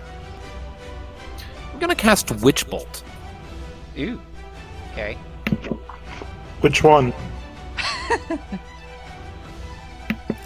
Fuck you, first of all. This is a 17 hit. Hitting Genie? Yes. Yes. Good. So, because that automatically gets cast at 5th level, that's going to be 5d12 points of damage. Ooh. Nice. And I believe it persists until he can shrug it off. So 22 damage right now. This is just like a lightning bolt flies out of the tornado and is now just connecting me to the guy. I am pleased with that outcome. Indeed. Alright, so you said 25? 22 damage. 22. Alright, easy math. Yay. And as long as he stays within range, I can just keep doing 5d12 points of damage to him every round. Oh no, wait, the initial damage increases, so it's still just an additional 1d12 per round. Never mind. Yeah. It's Alrighty. still perpetual damage if he stays within range. Bjorn. Alright. This tornado. This is from a spell, of course. This is actually from a magical ability, so technically not a spell. Okay. Well, at any rate, I want to cast Dispel Magic on it. Oh. Okay. Because clearly Locke cannot be trusted to stay out of it on his own. Oh, fuck you. Fuck you. Look, man, I had you out and on your feet, and I turned my back for a second. I get that, but I didn't step into it. It fucking chased me when you turned your back. I didn't see it. Anyway. And to be fair, I think it was more like 6 seconds, right? Yeah, something like that. It is 4th level or higher. Okay, so I'll have to make the roll for it with my charisma. So a spellcasting ability, so a charisma check. Alright, here we go. I clicked it. There we go. Oh, Okay. there it is. So yeah. Put you over there for the moment and get rid of that. Good job. Okay, so you spend your action for Dispel Magic and you get rid of the tornado. Yep. Nice. And Are you going to move or are you going to stay where you are? right now, everyone's in my auras, so I think I'm going to stand still because Bjorn still wants to see if he can figure out for himself where the twerp went. It won't be long. Trust me, it won't be long. He did take an axe hit. It's like a trail of blood he might be running. That's actually not a bad thought. However, you spent your action for Dispel Magic. I'm going to give you a perception check to see if you can find the blood. Okay. Lovely Hunter might then that's be able my to, though. It's an elf. That too. It's Cad. Sweet. 17 to hit. Yep. 24 to hit. Yep. So what is that, 25? Yep. So yeah, we schnaw. Get fucked, matchstick man. Okay. Don't you mean sheep? I'm going to make a quick dexterity saving throw that I should have done on the end of the other people's turns. A dexterity saving throw?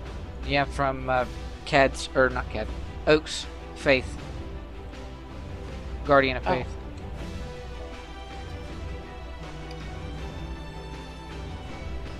So, not Genie. Oh, wait, that's wrong roll. Wrong number. Got a little too fast. But it would be a crit, so I'll take it. So, Genie takes it, but the boy does not. Good. It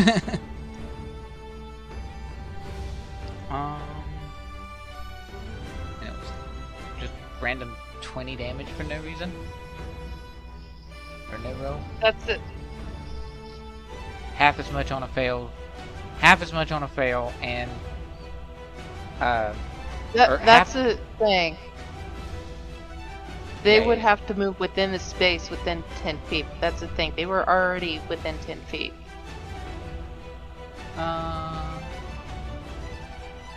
It's kind of a thing where you set it up and then you go and run into it, so the enemy has to chase you towards it.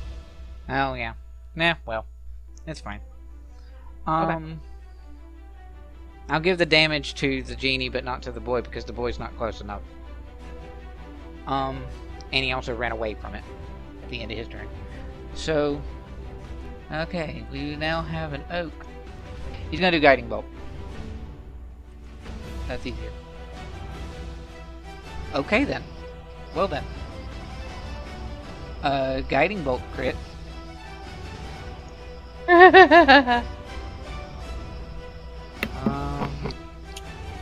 It levels up the tour guide bolt. Ha. What?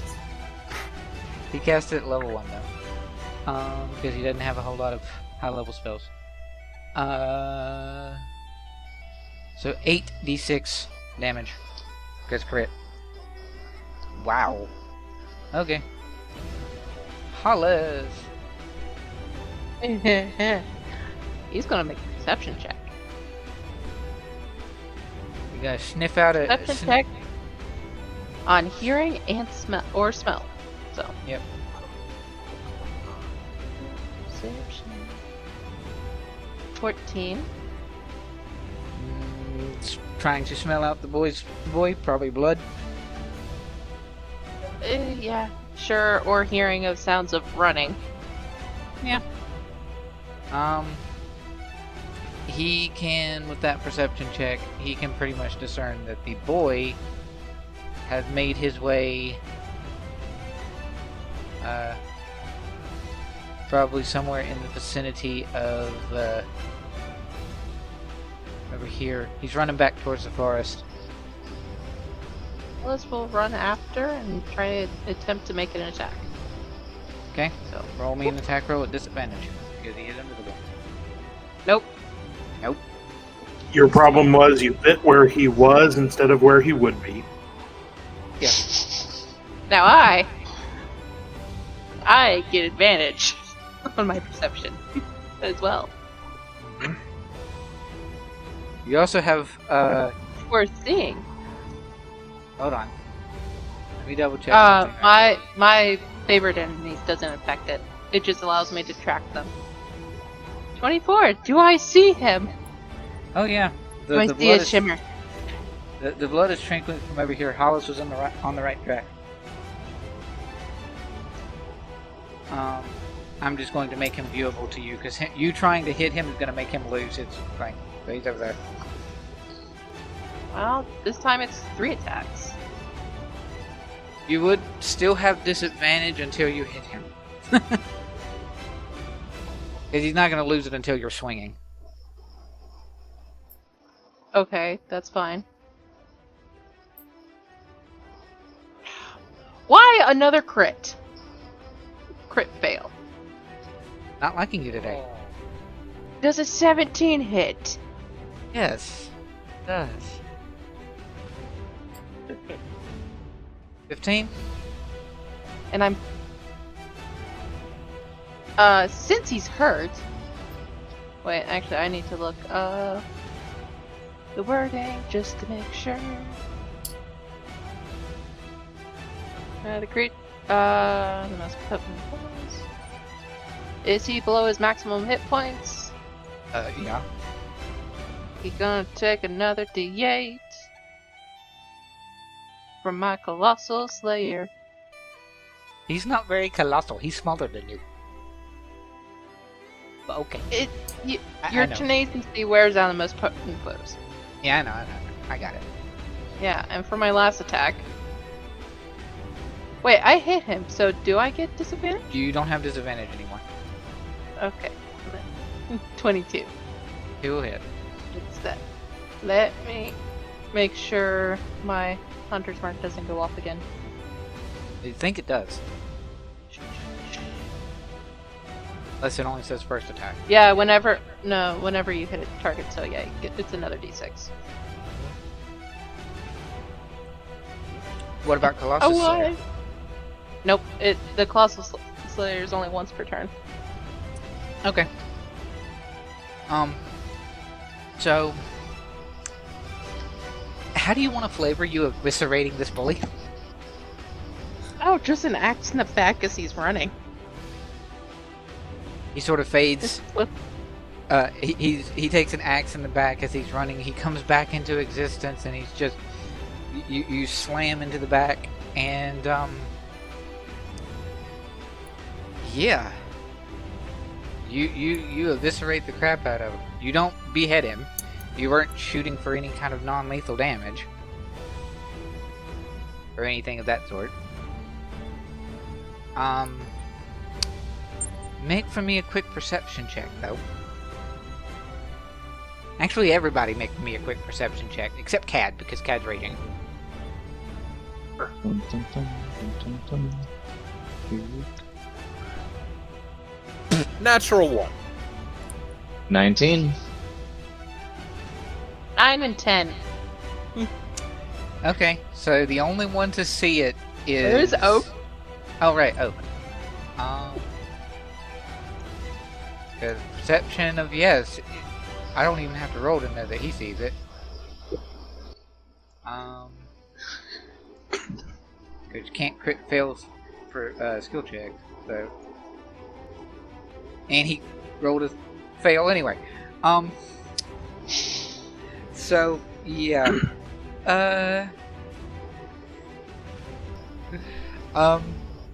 Yeah. Oak sees it and Bjorn sees it. So with Oak seeing it, I'm going to say it outright because Oak is going to bring it up later. But Riven and Locke don't catch it, but Bjorn and Oak do. When she slams into the back of this kid with her mighty magic axe that she has, you see as he crumples to the ground, he becomes incredibly pale and dead super quick. Well, that's weird. That's It's alarming. just like it's almost as if the color in his body is just sucked out. Starting to think we may have accidentally killed someone who wasn't willing. Is that what that would look like, though? I feel like that means something don't else. know. I don't know. It's just a knee-jerk reaction I'm suddenly having because that just seems like the type of thing Darad would do to torture me. Tell me I'm wrong. Go ahead. You don't see it. You don't see it. Not yet. Yes. All right. So the genie is now going to make a few smack attacks at Cad. He's making what kind of attacks? He's attacking you with his scimitar. That's what he thinks. So I'm just going to roll all these together because he would have advantage on... Actually, no. He would attack normally with all of these because it's bright outside because it's still mid-afternoon. He didn't want to attack you during the day, but he was found. Grr. He found us and didn't go away. That's his poor judgment. Well, he was following you. He was just following you a little too close and didn't count on detect magic from an annoying little brat. Hey! So... I'm 17. I'm not a kid. So what's he going to try and tickle me with? Yeah, he's going to make 3 attacks. I'm not going to add them on. I'm just rolling all these attacks together because it's easier. 2 doesn't hit, 8 doesn't hit, but the crit does. Can I expend a point of lucky and make him re-roll that 20? Okay. You sound so disappointed. 24. Yeah, 24 will hit, though. Alright. The others would miss. So, okay. So he gets 1 bit of damage then. Blue. Oh, he was supposed to be plus 5, so 9. Which would then get reduced because... 4. And... you also take a d6 of lightning damage as the extra part of his damaging attack. Would that be like a magic-y sort of thing? This is not a magic... This is not a spell. No. So an extra 3. Okay. Locke. My go again, is it? Mm-hmm. Well, first of all, 2 damage to the genie, because I still have Witch Bolt up. Oh, yeah. But on the grounds that I can do more damage without that, with Eldritch Blast, I'm gonna drop Witch Bolt and just yuck some Eldritch Blasts at him, I suppose. Hold on. I Oh, believe no, I can never do mind. that, right? Yeah, Let's see. I think so. What? Yeah, okay.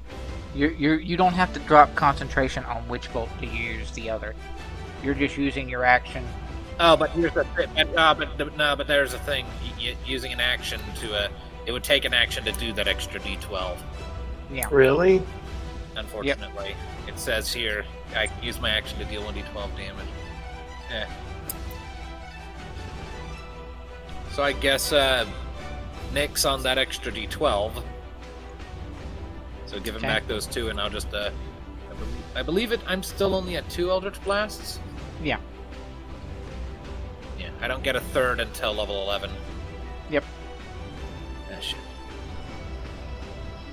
So a natural 1 and a 23. Do your damage on the 23. 6. Okay. Roll me a D3.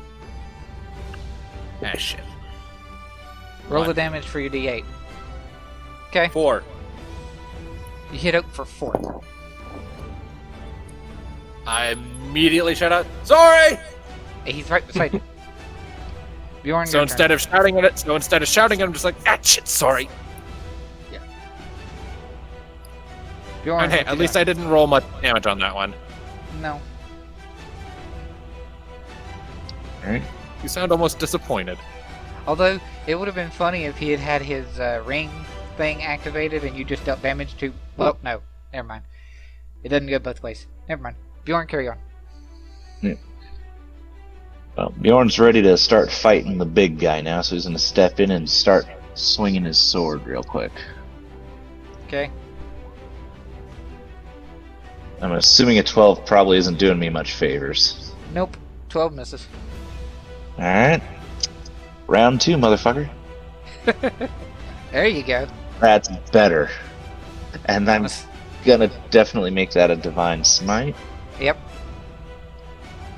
I'll use up my last level 3 spell slot. And... boop. So 8, 13... Ugh. 21 damage out of that. Altogether. Alright. Does this So, yeah. Your sword glows with the holy magic. How do you want to flavor you knocking the last bit of health out of this genie guy? Alright. Because you got just over the threshold of where his health was. You hit him for 21. His health was currently at 18. I'm thinking that with the sword plunging with light, I bring it down right where the shoulder meets the neck, and it just goes through his torso and right down out through his hip. And it just slowly falls apart. You would have to jump. I will. But that's fine. You know, Bjorn's a happy man. He'll jump. Alright, so you just sort of swing around Oak's pretty much useless guardian person and just roar, and then bye-bye. Okay. Combat over with. Genie gone.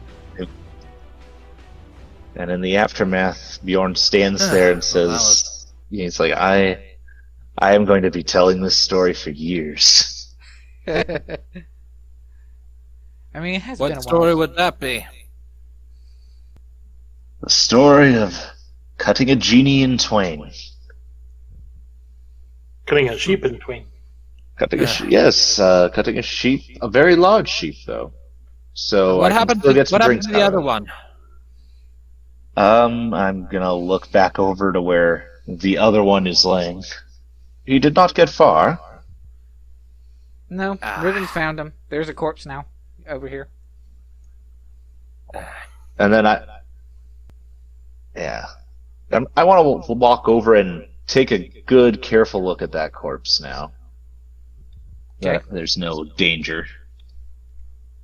Do I have any spells that would be especially useful?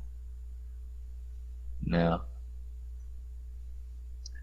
I guess I'll just roll an investigation check and see if there's anything about him that seems odd. You want to see, like, investigate him to see if there's anything on him? Oh, wait. Before I do that, let me mention.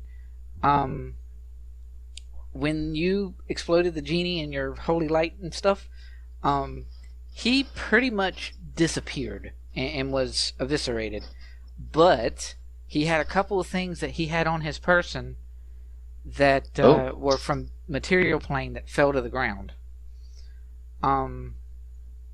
First of all, he had a set of it looks kind of like bracers,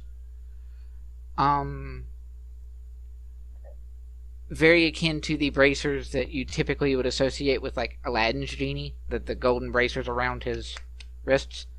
Okay. There's a set of them that landed on the ground. They are a pretty sort of silvery gold sort of color.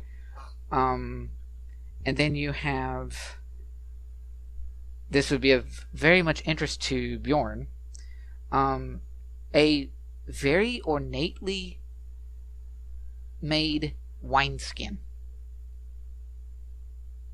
Ooh. Yes, Bjorn snatches that off the ground immediately. And then the other thing that drops is like a small little silver pronged fork. Huh. It's like it would essentially be a tuning fork. And it is like made of steel and metal, but it's very black. It almost looks like it's charred metal. I guess I'll wave Locke over and be like, You know more about weird things than I do. What is that? I guess I'll look it over and see what I can glean. Looking at. Which one do you want me to look at first? Are you going to show him the wineskin, or are you just the wineskin's mine and you're done? The wineskin's mine. I want to know what's up with the weird fork-looking thing. All right, roll Arcana, Locke. I think will agree with me. 18. Yeah.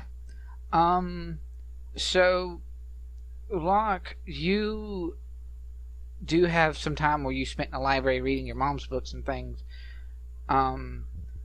There was books on planar travel, and one of the things that was required for the spell planar travel to allow you to travel to other planes was to have a tuning fork set to that specific plane. You reasoned that it's black and charred, and this guy was a shadow genie and was in a cave that was all about Shadowfell. It's pretty easy for you to pick up, yeah, this is probably a tuning fork specifically attuned to Shadowfell. And I'll point that out. It's like, well, this is how that genie got to this plane. It's, I've never actually seen it done, I don't think, lately, if at all. No, not at all. But to travel from... But some of the spells that facilitate travel from one plane to another require something like this, a tuning fork. And it has to be tuned to a specific frequency that sort of aligns to the plane you're jumping to. This one is aligned to the Shadowfell, which is probably why it's so tarnished and freaky. Because that place is tarnished and freaky. Shadowfell. Thing. Alright. So, yeah. And then you're going to want to go and look over the boy that Riven looked at. Riven, are you doing anything with the kid? With the corpse? Yeah, she's gonna rummage through his stuff. Okay. Roll investigation, Riven, before everybody else gets there. 12. So, he has a small little coin purse. How much? He has 10 gold and 5 silver. He has what amounts to an arcane focus, which is a little amulet for him. Okay. And that's about it. You saw when you were fighting him that he had a weapon on him, but when he fell unconscious, his weapon disappeared.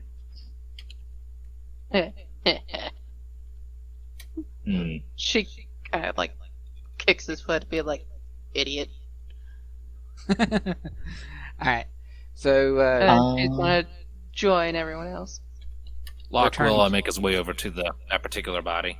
I want to make a medicine check. I think I want to look over the body for any like abnormalities or signs that something about it is out of place. Oh no. Alrighty. So make me a medicine check then. 11. Yeah. He did. I mean, aside from the obvious axe wounds, but You with a medicine check of 11, you glean that this kid is not just dead, but very dead. Something about the way that this corpse is laying, it, like, the what is it, rigor mortis? yeah, that's the one. Rigor mortis set on super fast. I'm gonna call Locke over then, and actually, Oak too. I'm already there. I walked over with you. I'm gonna wave them over and be like, gentlemen, does this body not seem a bit deader than it ought? What are you doing, Cad?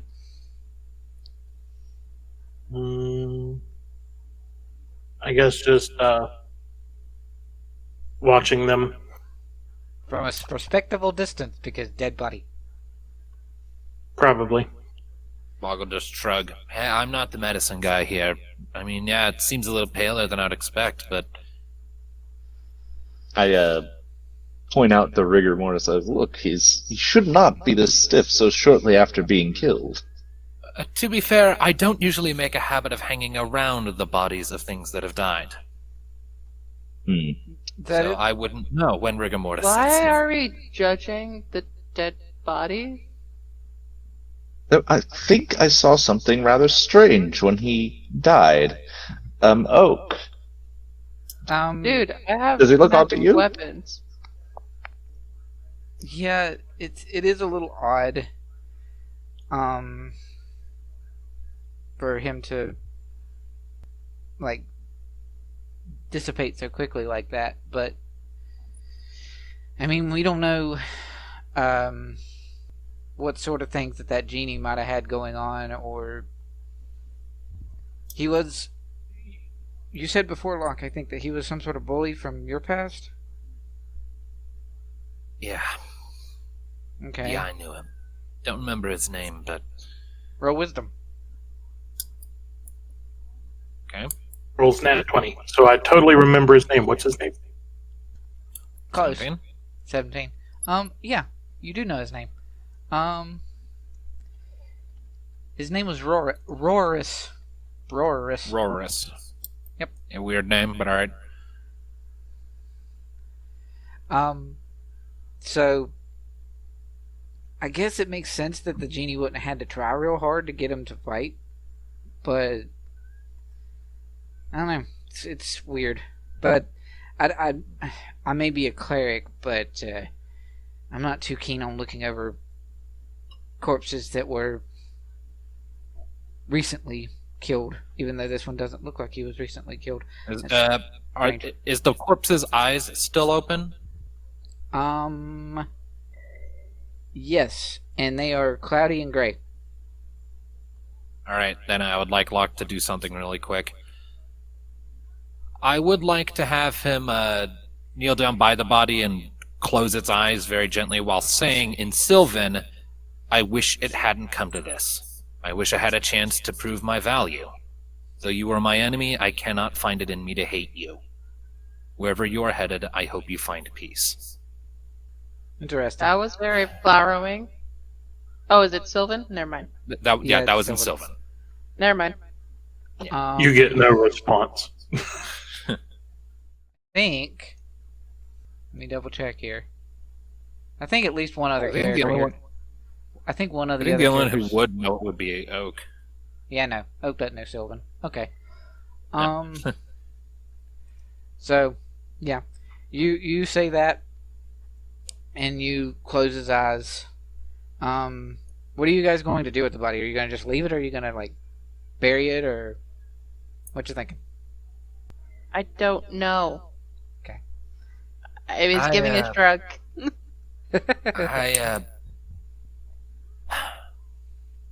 I think we should probably return it to Sevenora. Tell them what? Have we found him? You think they're going to believe outsiders? Probably not.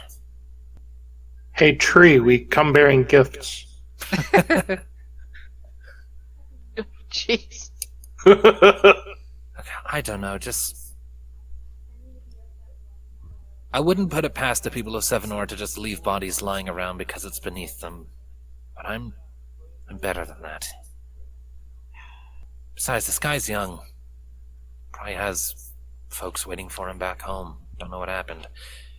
If nothing else, they deserve to know. So maybe What we... What time of day is it?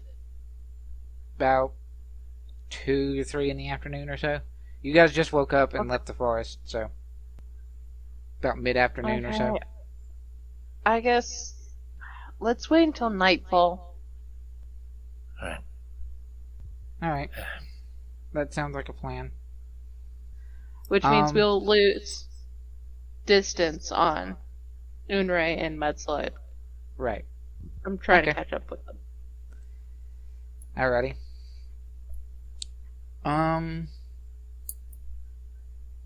Anyone want to have any specific conversations that happen here until nightfall?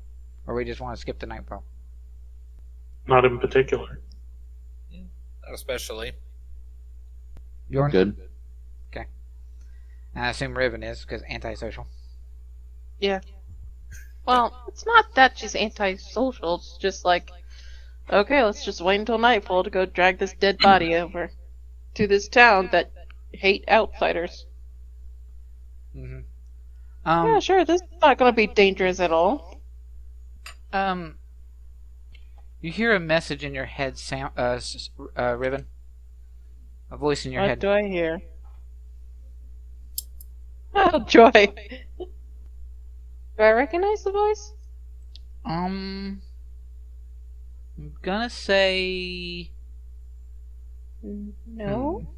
No. Oh, okay. How She does, just has a confused look. She just has a confused okay. Huh? What? What? No. You okay over there, Riven? Says Oak. Yeah, just my inner voice coming out. Apparently. What did, What did it sound like? Is it feminine, masculine? It sounded feminine. And what did your... Wait, hold on. Is it more details about the voice, please? Sort of a... I'd say sort of a dainty feminine. It actually somewhat would sound like... Okay, that's fine. That's all I need. It's just be like... Yeah, apparently my inner voice is a bit dainty.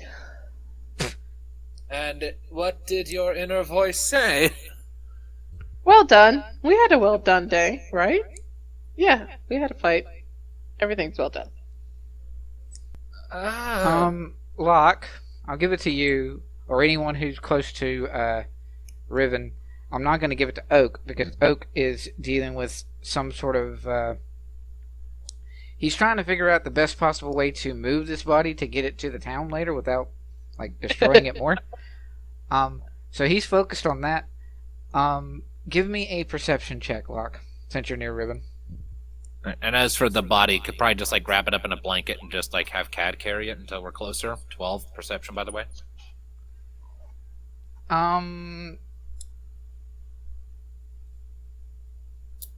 Yeah, so you're sort of looking over Silver or Riven. Sorry, Riven. darn it. I keep doing Silver's that. not here right now. Right. So you're sort of looking over Silver's getting Riven. beat up. You're looking over Riven, and you notice that for all of the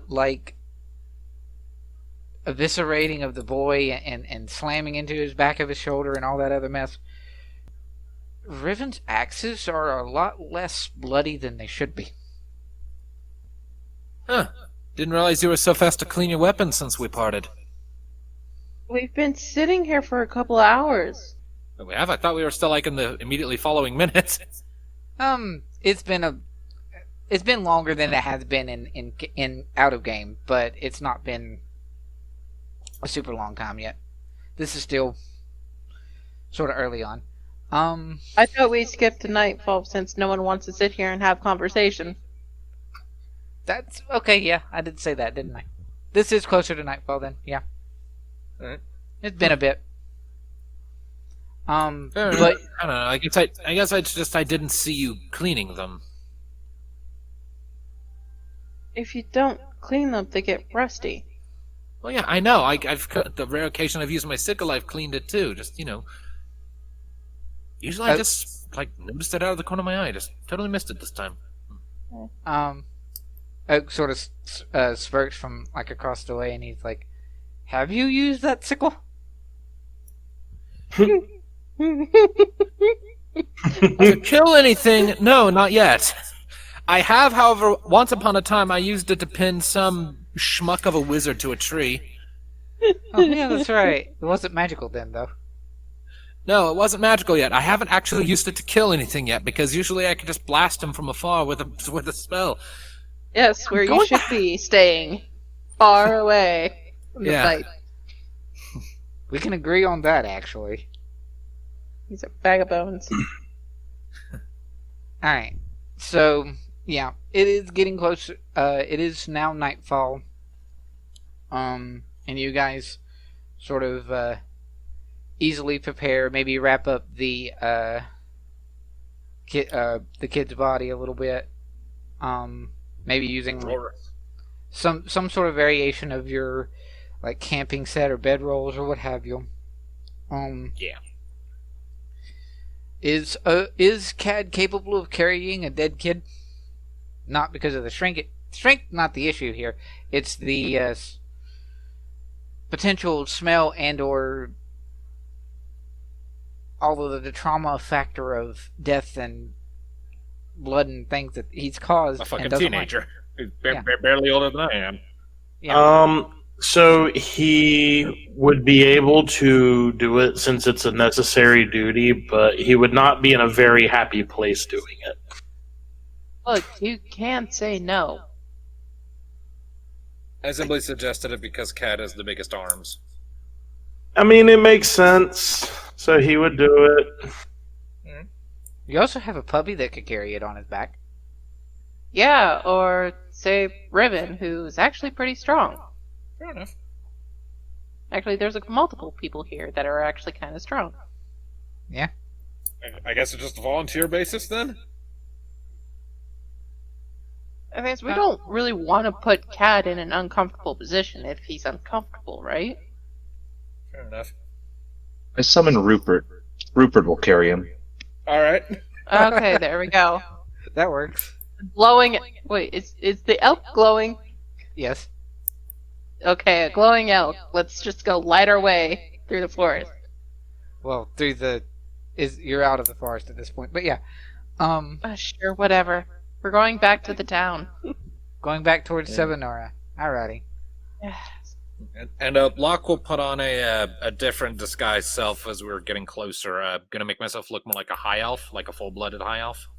A little older than I actually am, but still on the young-ish side. Gonna make myself look a little ratty, little tired, but kind of perky, Yeah. Like optimistic hobo adventurer, I guess we'll say. Alright. Let's see. So you guys make your way back up to town then. Riven's gonna keep an eye out for any other elves in the area. Aside from the ones in town. I mean, you're on your way to town, but That's the thing. I don't want to get caught by these racist elves. That's true. And Neither stuff. does Locke, but he still wants to do right by his hometown. Yes. And I would make it so that we don't encounter any other elves along the way until we get to the town and just dump the body. Okay. Do you want to make use of Pass Without a Trace and have everybody stealth towards town? You technically can do that. I mean, you have access to Pass Without a Trace if you want to give everybody that. Yeah, I do. Okay. Everyone roll stealth check plus 10. 24. 25. 21. 31.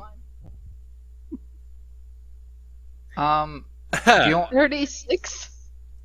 Hi, Oh, Rogue Dear here. God.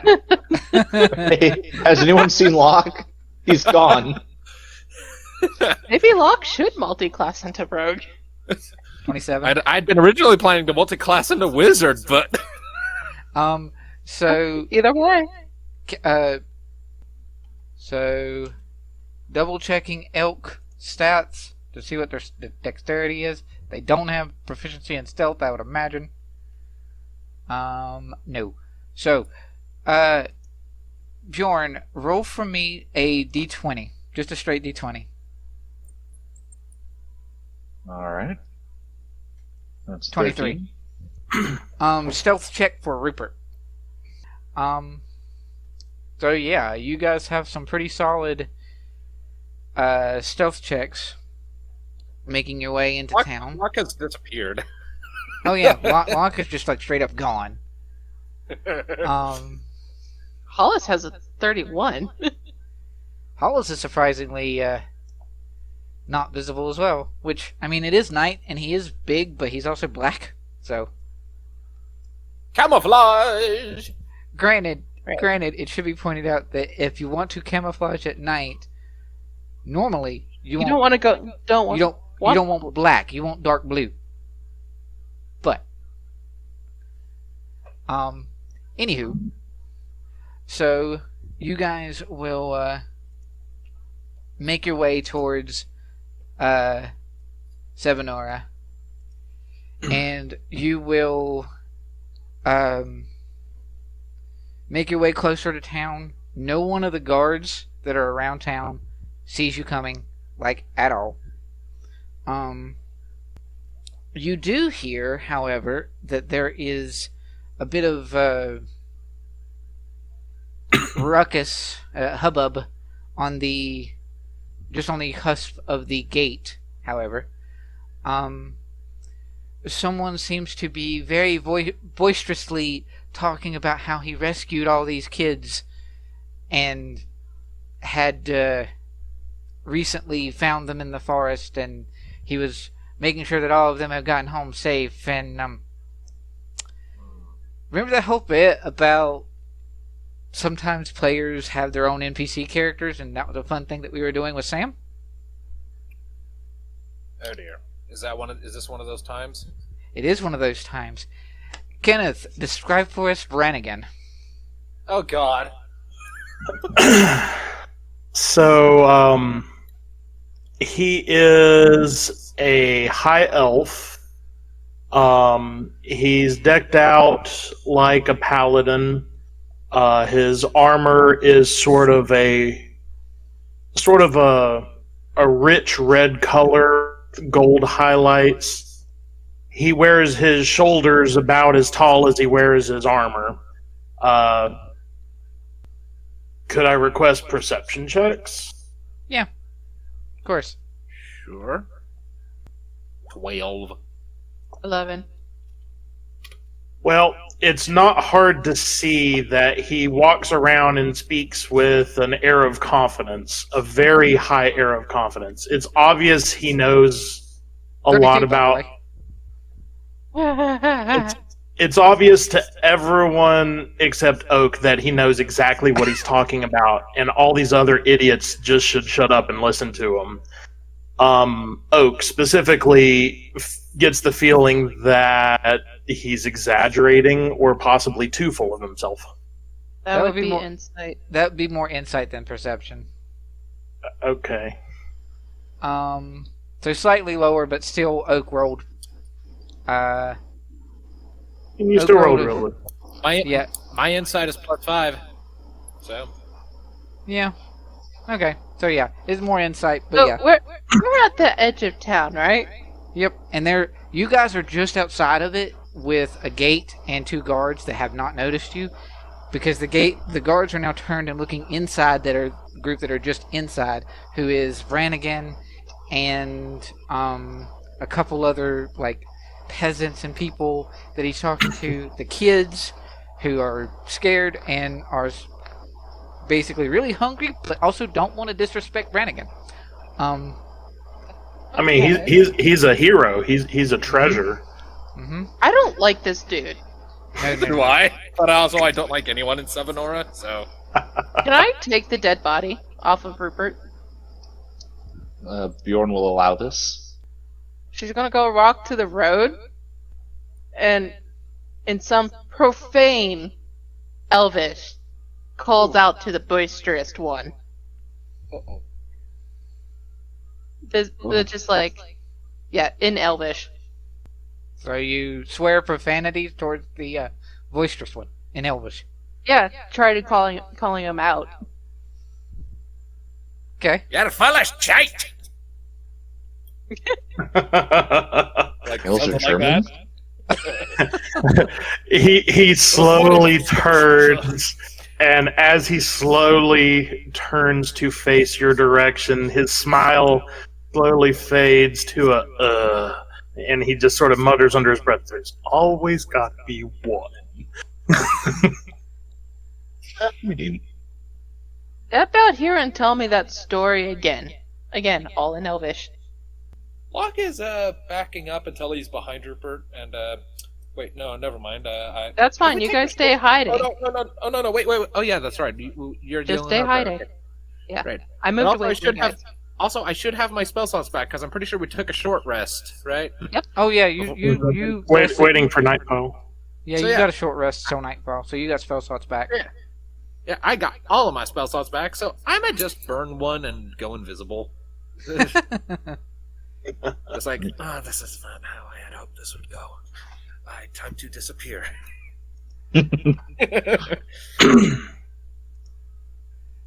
So So does the guy step out from the town? he turns to face you and says, "Of what waste of my greatness do you require?" Oh. My God. To show that you're not a hero, you didn't save all of them, and she drops tosses the body in front of her. Guards have their gear up. They haven't done anything. They're looking to Brannagan. Obviously, I could save all of those that could be saved. If you personally kidnapped one, they were... No! I know those kids you're talking about. I was in that cave. I've seen each face, and this kid was in that cave, right? That Oh, I yeah. killed? Mm-hmm. This kid was in that cave. And yet, he's dead. And you're sitting there saying you saved all of them? He was alive last I checked. He was alive the last time you checked, and now he lies dead. So whose fault would that be? And he sort of chuckles and gently punches one of the town guards in the shoulder. Hey, I don't know. Hey, Riven. I thought you Riven. took kids. Yes? Roll me a deception check to hide the fact that your axes are still covered in dry blood. No, they're not. They're cleaned. You said they were cleaned. Well, oh yeah, I did. Never mind. You're right. Yeah, you You're did. Yeah, no, Well the done. axes are doing funky shit. Well done. Yeah, you're Funky right. shit. Never mind. Okay, so, So if you claim to be the last one to see him alive, you don't have to be as smart as a hero to put two and two together there. Oh, yes. Last one alive. Made sure the kids got out safe. He left alive. While I was fighting a shadow dragon. Have any of you seen a shadow dragon? I beat that dragon so hard that all that was left was the shadow, and it went and it cowered and it cried and it howled into the middle of the night sky. Yeah, I've already told everyone about that. Am I close enough to you, Method? sure. Yeah. Close enough for what? Message within 120 feet. Oh yeah, definitely. I would have. So. Okay. I'm going to pop open the black book because I need that to do this, and I will send a message to Riven and just say, By the "It's by, not worth it." By the by, I would, just as DM to you, I would have used Awakened Mind, not Message, because Awakened Mind is not a spell. Message is a spell. If you cast a spell and invisible, you lose it. All right, okay, fair enough. But am I within 30 feet to do Awakened Mind? Oh, yeah. For Riven, definitely. Okay. Fair enough then. Very well. Yeah, Awakened Mind. because she has to be within 30 feet of you guys for you guys to have that plus 10. Right, so Awakened Mind instead. Also, Message is a cantrip. But anyways. It's still a spell. Anyways, so yeah, Awakened Mind instead, and I'll just say, just don't. You're not going to make any progress. It's not worth it. We've delivered the body. Just let's go. Trust me, you're not going to make any progress with people like that. What you gonna do, Riven? Sat there and took boasting about a kill that he was not there for. The delusions they feed themselves are not our concern. I just wanted to make sure the body got back to where it belonged. I'm not actually talking about this out loud. I'm thinking to myself. Woo! What's Bjorn think of this guy? Bjorn thinks he's a blowhard and he kind of wants to kick his ass. But he's also dearly wishing that Zone of Truth did not include the clause that affected creatures are aware that they're under the effect of that spell. Because otherwise it would be a great thing to cast from hiding right now. That would be terrible. He would say he has to go, which is the truth. What about Lyra? What about Lyra's flaming pants? We came with that spell a ways back. A spell where if you tell a lie, your pants just spontaneously light on fire. That sounds like it would quickly become inconvenient. Well, when you multi-class into wizard, you can make that spell. You can, actually, yeah. I'm not even sure if I'm going to multi-class into wizard at this point, because stat-wise, that would actually be a very bad idea. So I'll either start multi-classing into rogue, or I'll just hardline warlock it. Either way. Are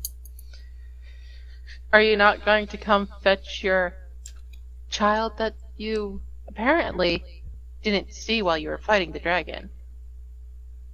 So why shouldn't I have our guards come in, collect the last people to see him alive?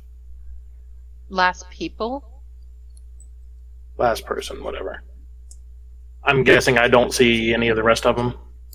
No, Probably not. They're still stealth. They would have to make a perception check, I guess. If he wants to look around. So here's a quick question.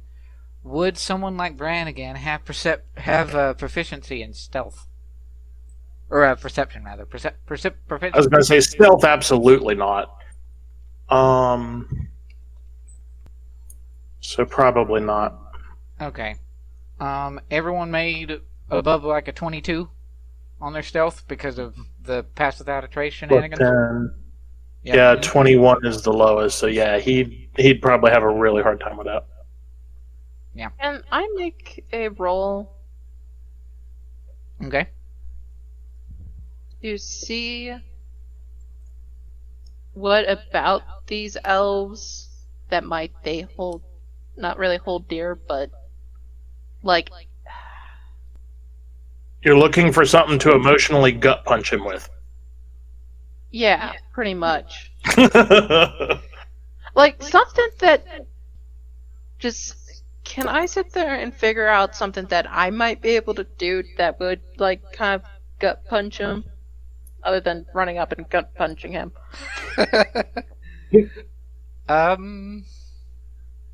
Basically, I'm trying to see what I can do is, like, roll intelligent towards the elves.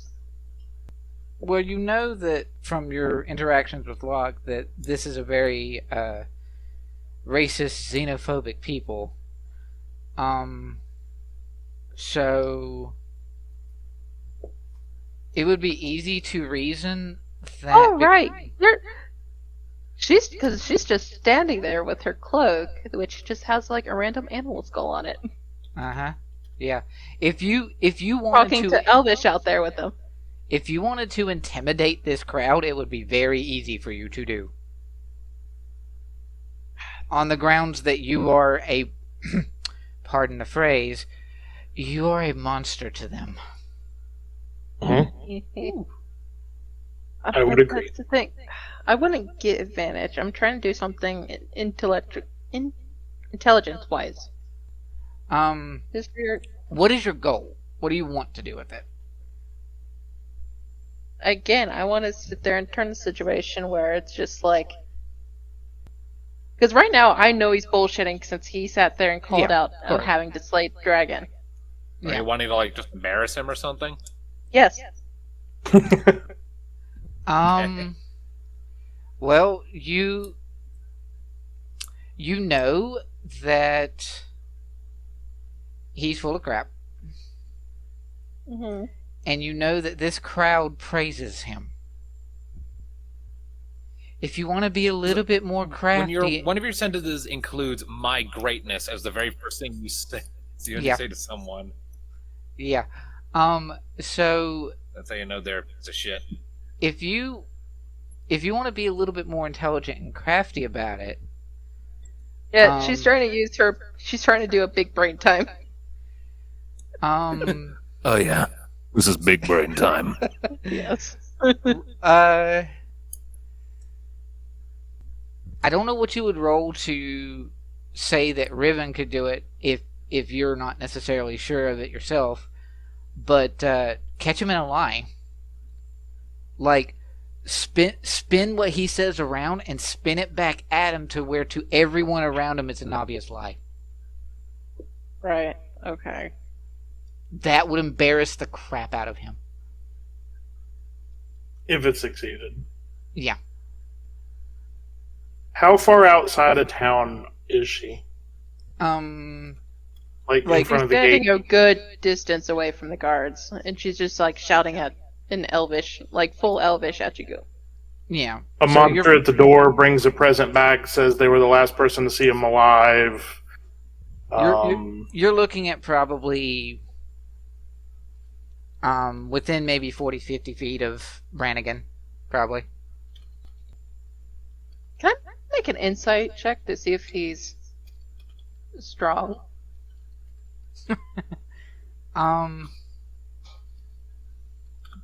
I would say, yeah, it would probably be insight to sort of parse through his lies to see just how strong he actually is. Oh, yes, insight? Yeah, go ahead and roll insight. Would Brannagan have... Nope. Okay, nope. It is obvious that one of the greatest heroes this town has ever known stands before you. And somewhere in the back of your mind, as much as you don't like him, you're thinking maybe he might actually be not bluffing. We were there! Yes, we know for sure he did not kill the dragon. Okay, you more realistically, you would probably be curious if he was lying about everything or just some things. I was just checking to see if he would look strong. Yeah, he looks strong. Pretty tough, yeah. You have to be decently strong to be a frail high elf and freaking full plate. As a I want to cast Fog Cloud. Okay. Fog Cloud? Okay, that's 120 feet. Yeah, Fog Cloud. Okay. 20-foot radius sphere. And a point in range. Right on top of him. Okay. 20-foot radius? And I'm using a... I'm going to use it as level 2. So that radius increased by another 20 foot. So it's a 40-foot radius sphere. Okay. So you have just... Does that encompass the guards? It would, yes. Okay. Because if you're 50 feet away from him, you just made a frog cloud 10 feet ahead of you. If I were to wild shape, would I lose concentration? No. So you're gonna fog cloud wild shape. Yep. And I'm going to jump right into the fog cloud.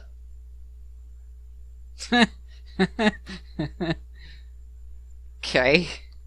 Okay, bye guys! What are you going to wild shape into? Yeah, so, yeah, just straight wolf. Okay. And she's gonna charge right in. You jump in. The guards are going to go ahead and immediately try to attack. Oh no.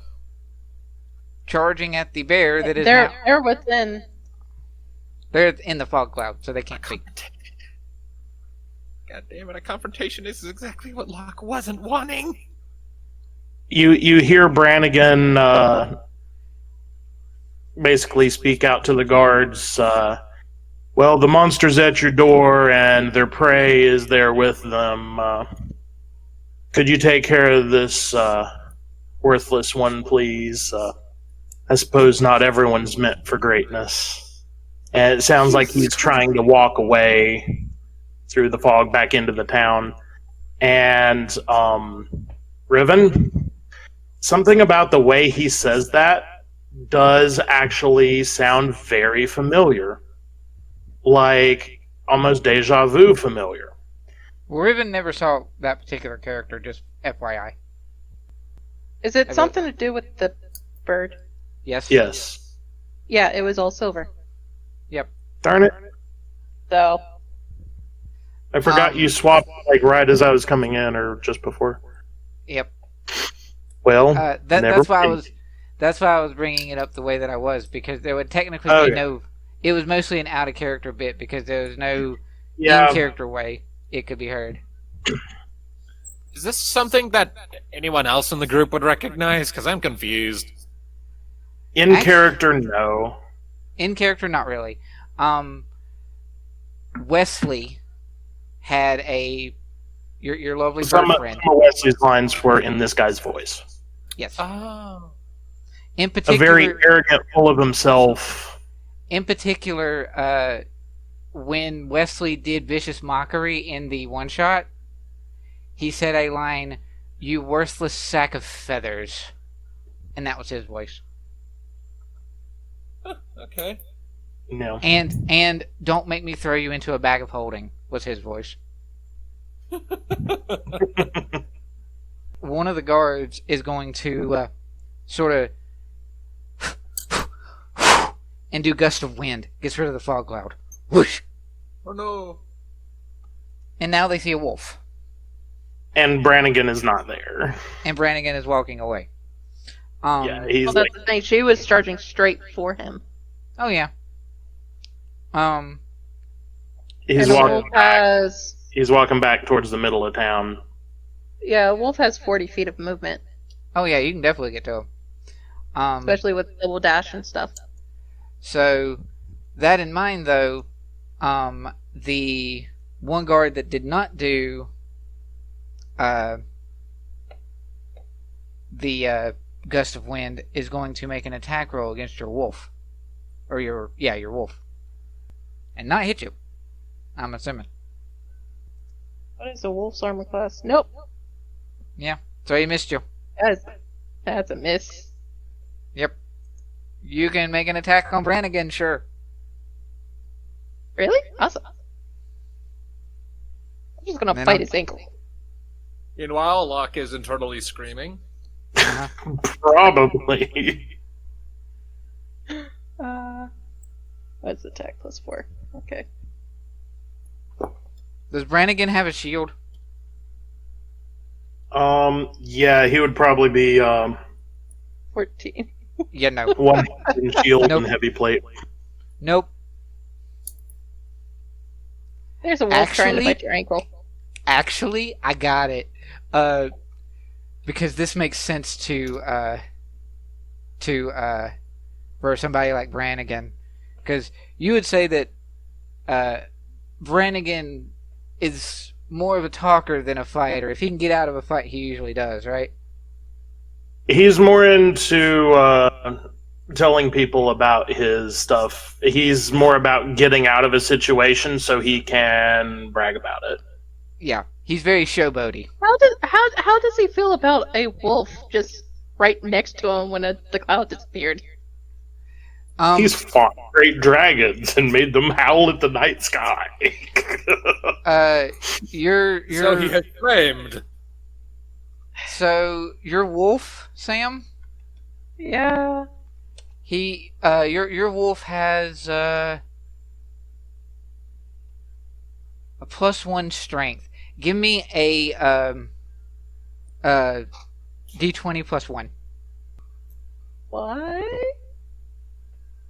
Did that. So Okay, I'm gonna die, guys. you charge. You better start running. You charge at Brannagan. You bite. You go biting towards him, and he just without even missing a beat, flares out his shield, and you go flying 20 feet back out of the gate. Bonk. Brannagan had a retribution shield. Oh, Jesus. Technically, it's the same shield that Crazy Fire Lady had. Oh, great. Same kind of shield. His looks different, though.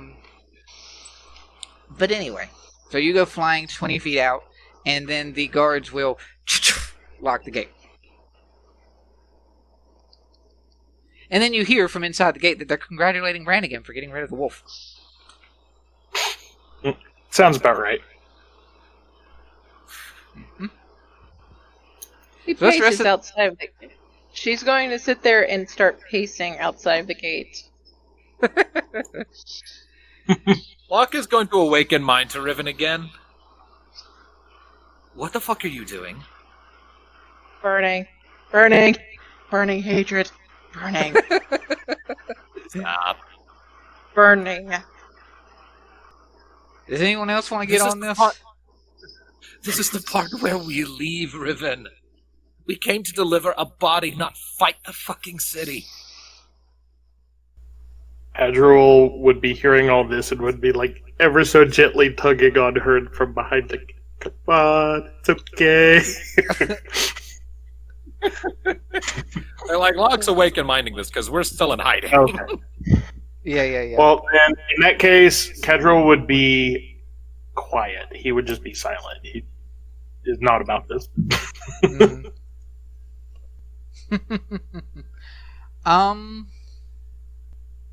Kenneth, is Brannagan a soldier? He would have probably avoided that kind of thing, huh? Yeah, he wouldn't be a formal soldier, no. Okay, Because heroes are born, they're not made. of course. Again, we know you are bullshitting. So, let's see. I'm not going to type this because it would be too much to type. But yes, Riven will get a voice in her head. Oh, okay. This one is not one of the previous two that you heard. This is a different one. Ah. And this one is a different one and it's male. Oh. He ran away from war. Don't even bother. In time, this town will burn. Different voice. She's not. Different voice. She's going The to actually, change back as she was saying that. yeah. As you say that, the voice that told you "well done" before, yes, but later. In response to your, this town will burn. It's ominous. And she goes off to the forest. Back to the rest of the group, I hope. Let's see. I mean, that's the only. I mean, if you're going back to the forest, that's of course the only direction you can go. Yeah. She goes back to the group. I suppose the guards were focused on the monster. The guards were focused on the monster at hand, so they didn't bother to look. But when you put up fog cloud, you quit concentrating on pass without a That's trace.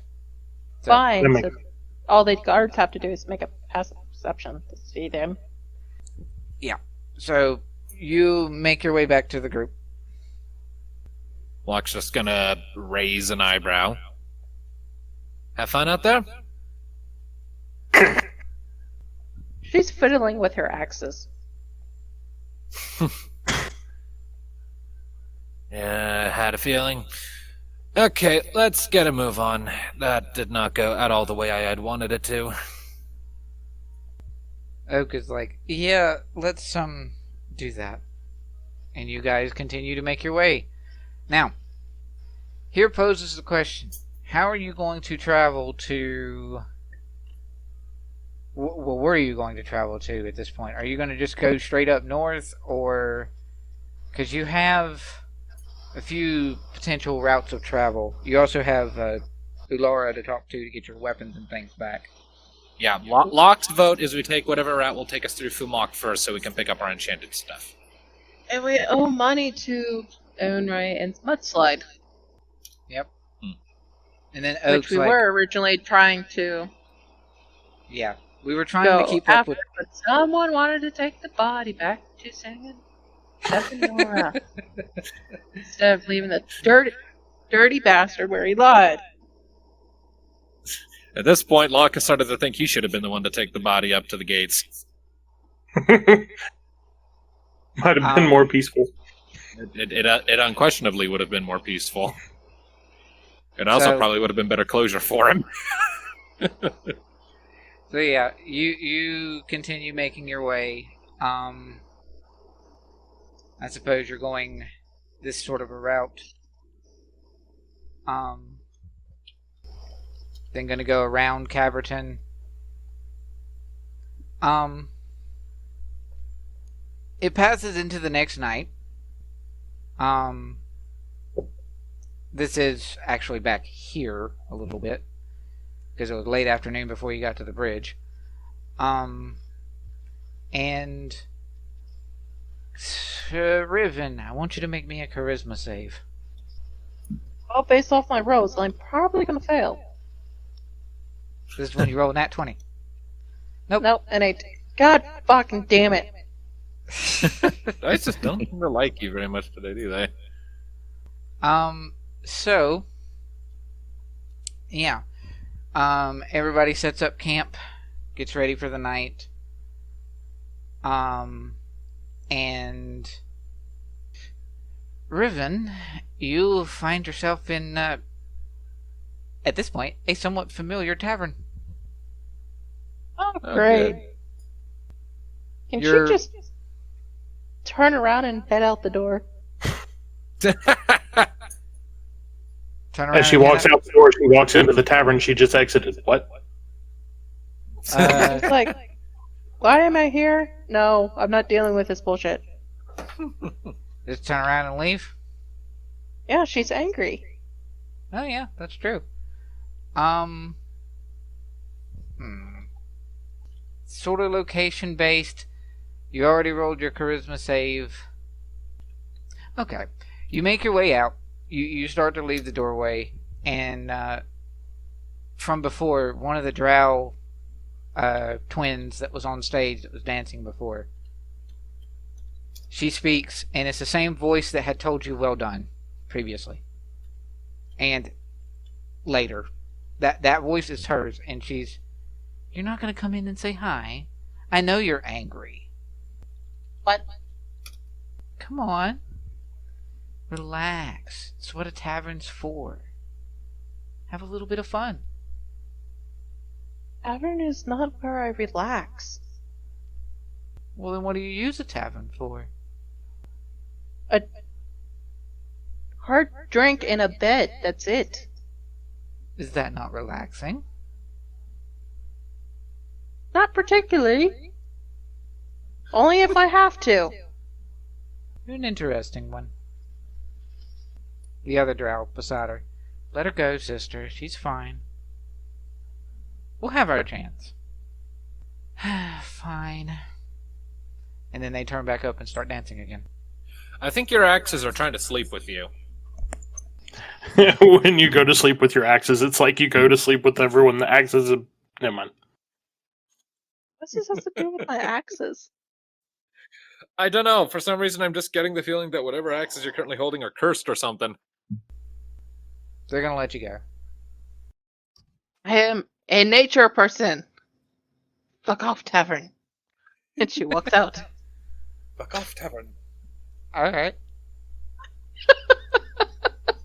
You actually say that out loud? Yes. Alright. Fuck off, tavern! Alright. Nice. Like, I am a nature person. Nature is my space. I feel much calmer when I am by myself. Alright. Somewhat. So, yeah. So, You fuck guys- off, tavern. You guys go to sleep. Out of context quote. I am a nature being. Fuck off, tavern. Nature person. Fuck off, tavern. So, yeah. You wake up the next day. You are continuing your trek. Riven is still probably slightly perturbed, I would imagine. Hollis knows you're upset because dogs usually do that. Yeah, therapy dog. Are we going to Fubak? Or Yeah, that would be Okay. that's what I vote at least. Alright, we'll hold on to the money. Now it's worth noting that you could, if you go to Fumak and you take the direct route, then quite obviously Ulara is going to get to, Unray and Mudslide are going to get to Rydell before you can get to her. Yeah, which I kind of gave up the plan since we turned back. So. Yep, that's fine. So, you guys are going to continue forward. Hey Kenneth, roll me a D2. Okie dokie. You guys are going to make your way up here, and then there's another sleep. Well, what's my distance here? Is there another day travel there? I think there is. Yeah. Okay. So, Do I need to do anything? there was no combats or no shenanigans this time, so no charisma check needed. Okay. When you go to sleep, you find yourself in a forest clearing. Hey! Finally! Solitude. Is this what you really want? Yes, the outside world can fuck off. It's too messed up. You mean the city life?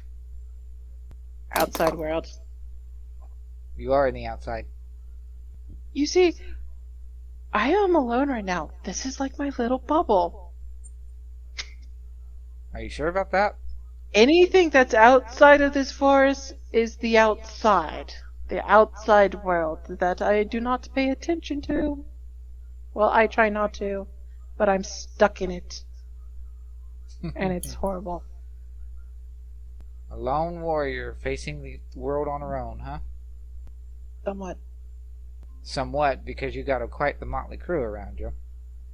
I guess. Should be worth noting, I can't do it because I'm not a voice actor, but occasionally the voices keep shifting and changing. Oh, God. Why is this weird? Dreams are weird like that. Well, that's the thing. I've not been drinking, so I don't know why my dreams are weird. Drinking makes the world weird, not your dreams weird. Trust me, I know. I've had my few binges. You have not had water. I did actually. I helped make it. Bullshit. How do you know? Do you know who I am?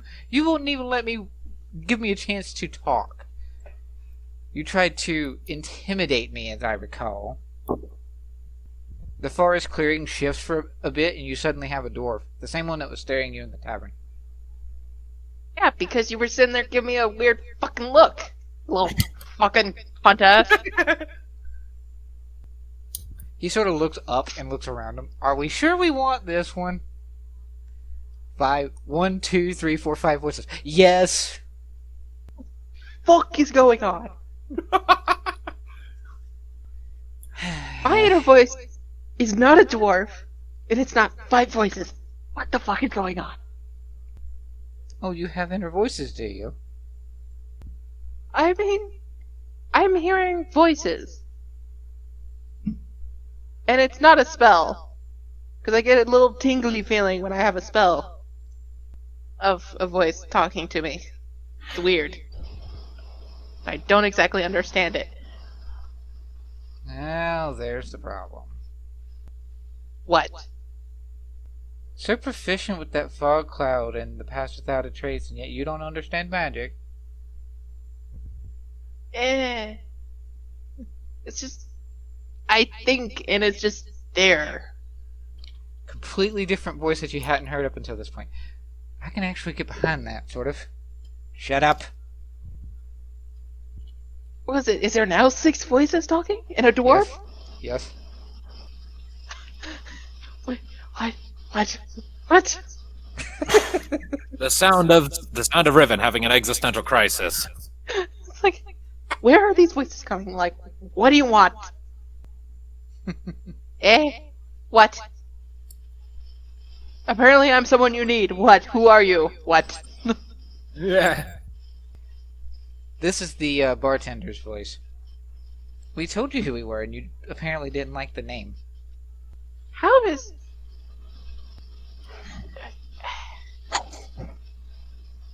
And then you hear But a that's very... the thing. Gemini... Is it Gemini twin? Yes! 2 female voices that sound vaguely voices. similar. There are 6 voices here. In a dwarf. Wait, I'm not a voice? I don't get it. You are corporeal and right in front of me. You are solid. I just hear No, other he's not. voices. Oh, He fuck. disappears. You're She's being just, fucked with. she is just spinning around in this forest and be like, what the fuck is going on? We are free. They're not a hive mind, they're a grove mind. Oh no. Is that persuasion? No, that. Don't worry about that. Okay. Is that just like some... That's not important. Completely not important. Roll a perception check, Riven. Ha. Okay, 10. never mind. Never mind. Oh my god. So you continue. He's just like having trying to stare out into voices going like, who are you guys? Gemini is like twin, but there's 7 voices. What? Remember when you encountered the... Wait, were you there when they encountered... No, you weren't. You hadn't been come back yet. Okay, so there was that moment when you encountered the worm guy that had a bunch of overlaying voices? Like several? More than like 9 or 10? Okay, that's Silver, but yes, I know. Yes, that. Are the twins talking in that kind of deal? Well, they were a second ago when they said yes, but now you're hearing many voices all at once. She sits there and just like, what do you want with me?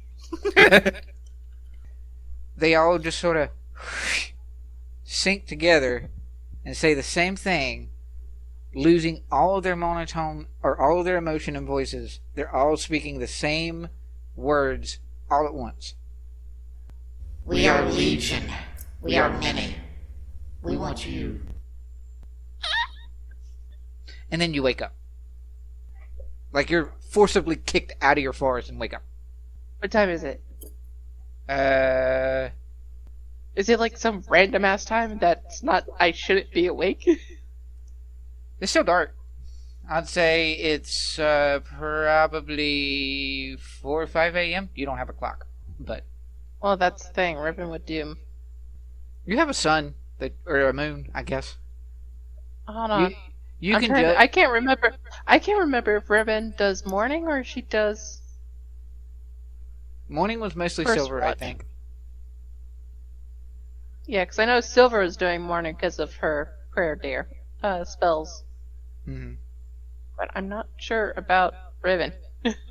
It doesn't matter. You're waking up Eh. maybe 3 hours before dawn based on the sun. You know nature, so. Okay. Or based on the moon, rather. Fuck. She like slowly looks at her axes. Laughter. She drops her axe. Bonk. Mm-hmm. Ah. I shouldn't be laughing. This is worrying, but your reactions are kind of funny. Also, it also kind of reminds you of that cursed crossbow that I had for a while. That I think we just stuffed somewhere. Boliv, I think it was called. Yeah, Yes. just the first interaction you have, I'd be like, "Hey, are you gonna use me?" And you're like, "Nope." It was like because Boliv wanted me to cause damage, and the second is like he made me more aggressive. Like, no, I am not comfortable with this.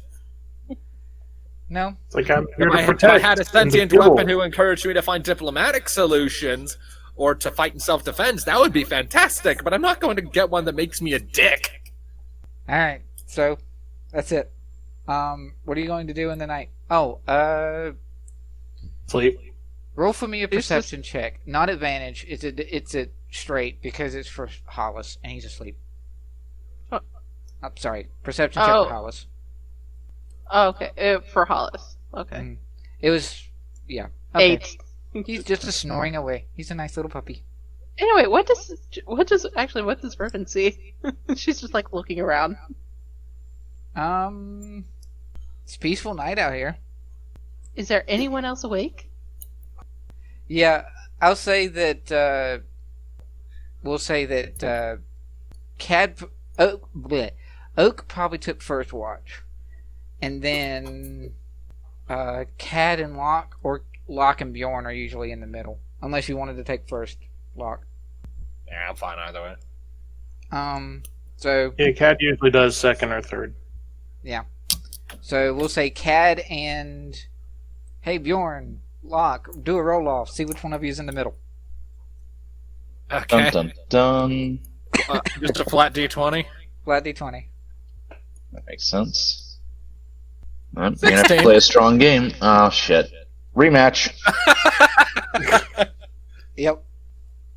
No, it's 16 versus 16, and who has the highest? No, don't no. Okay, Bjorn so, has it. yeah, Bjorn and Cad are the ones awake in the middle. Okay. So Riven wakes up just before her watch would begin.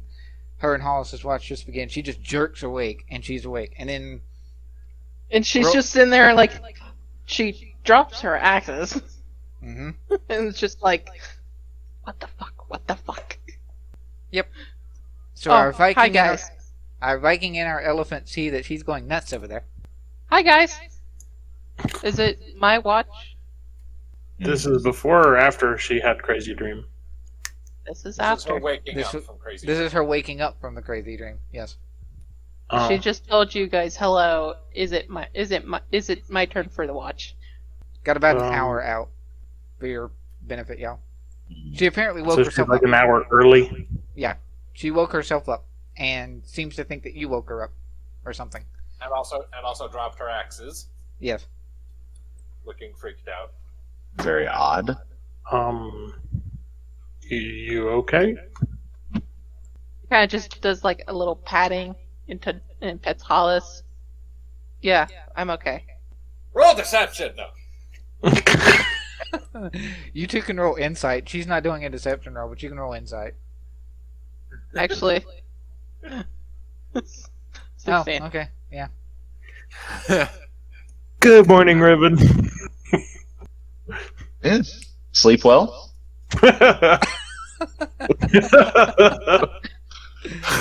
There it is. Well then. Yeah. yeah. I Yes, it's you. it was a bit rough, but yeah, well. All right. Who did we decide was having watch with me? Hollis. 2, 2, and 2 is 6. There's only 5 players. The 6 was Hollis.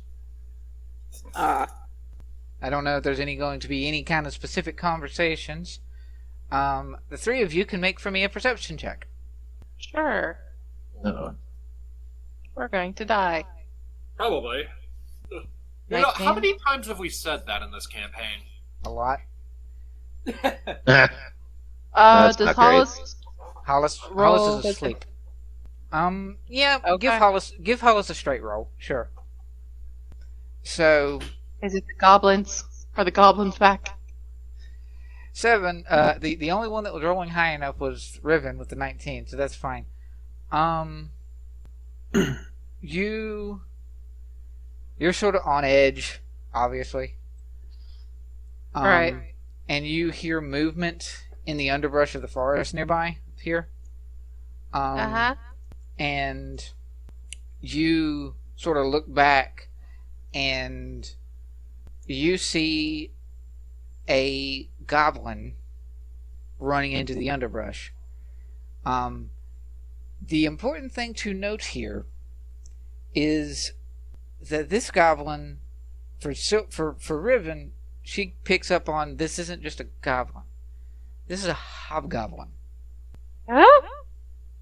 So the bigger, tougher, brawlier goblins. Usually. However, this particular hobgoblin seems to be a touch smaller than your average hobgoblin. And they go wandering into the forest behind you. Riven calls out and... Goblin? Yes. Sure. I see you! Well, I'm going to end it here because I don't want to do this twice in the same thing. But, Kenneth... Mm-hmm. Someone caught her when she was running back inside. Oh. She, had just went on a little bit of a recon mission recently for insight. It'd probably be a crap. Yeah, probably. So you hear an in-goblin, crap. She's been this close, and we've passed by many times, and we've never taken the bait. But she's definitely been here for a long time. We almost took the bait. Almost? Mm-hmm. I am going to say that the session will end here. And we can start back up with you guys meeting yet another character from Wesley's backstory. Alright. Who's doing the next times and so on then? Yes. So I will do the first part, and I will have David do the next time thing. This has been Shadows of Gradiriel. Man, I've got nothing all of a sudden. Join us Okay. next time. The other brother. Let's have the other brother do it then. Join us next time as we hunt down this mysterious goblin individual, probably, and then probably get murdered by all of Riven's new imaginary friends, probably, and other stuff too, probably.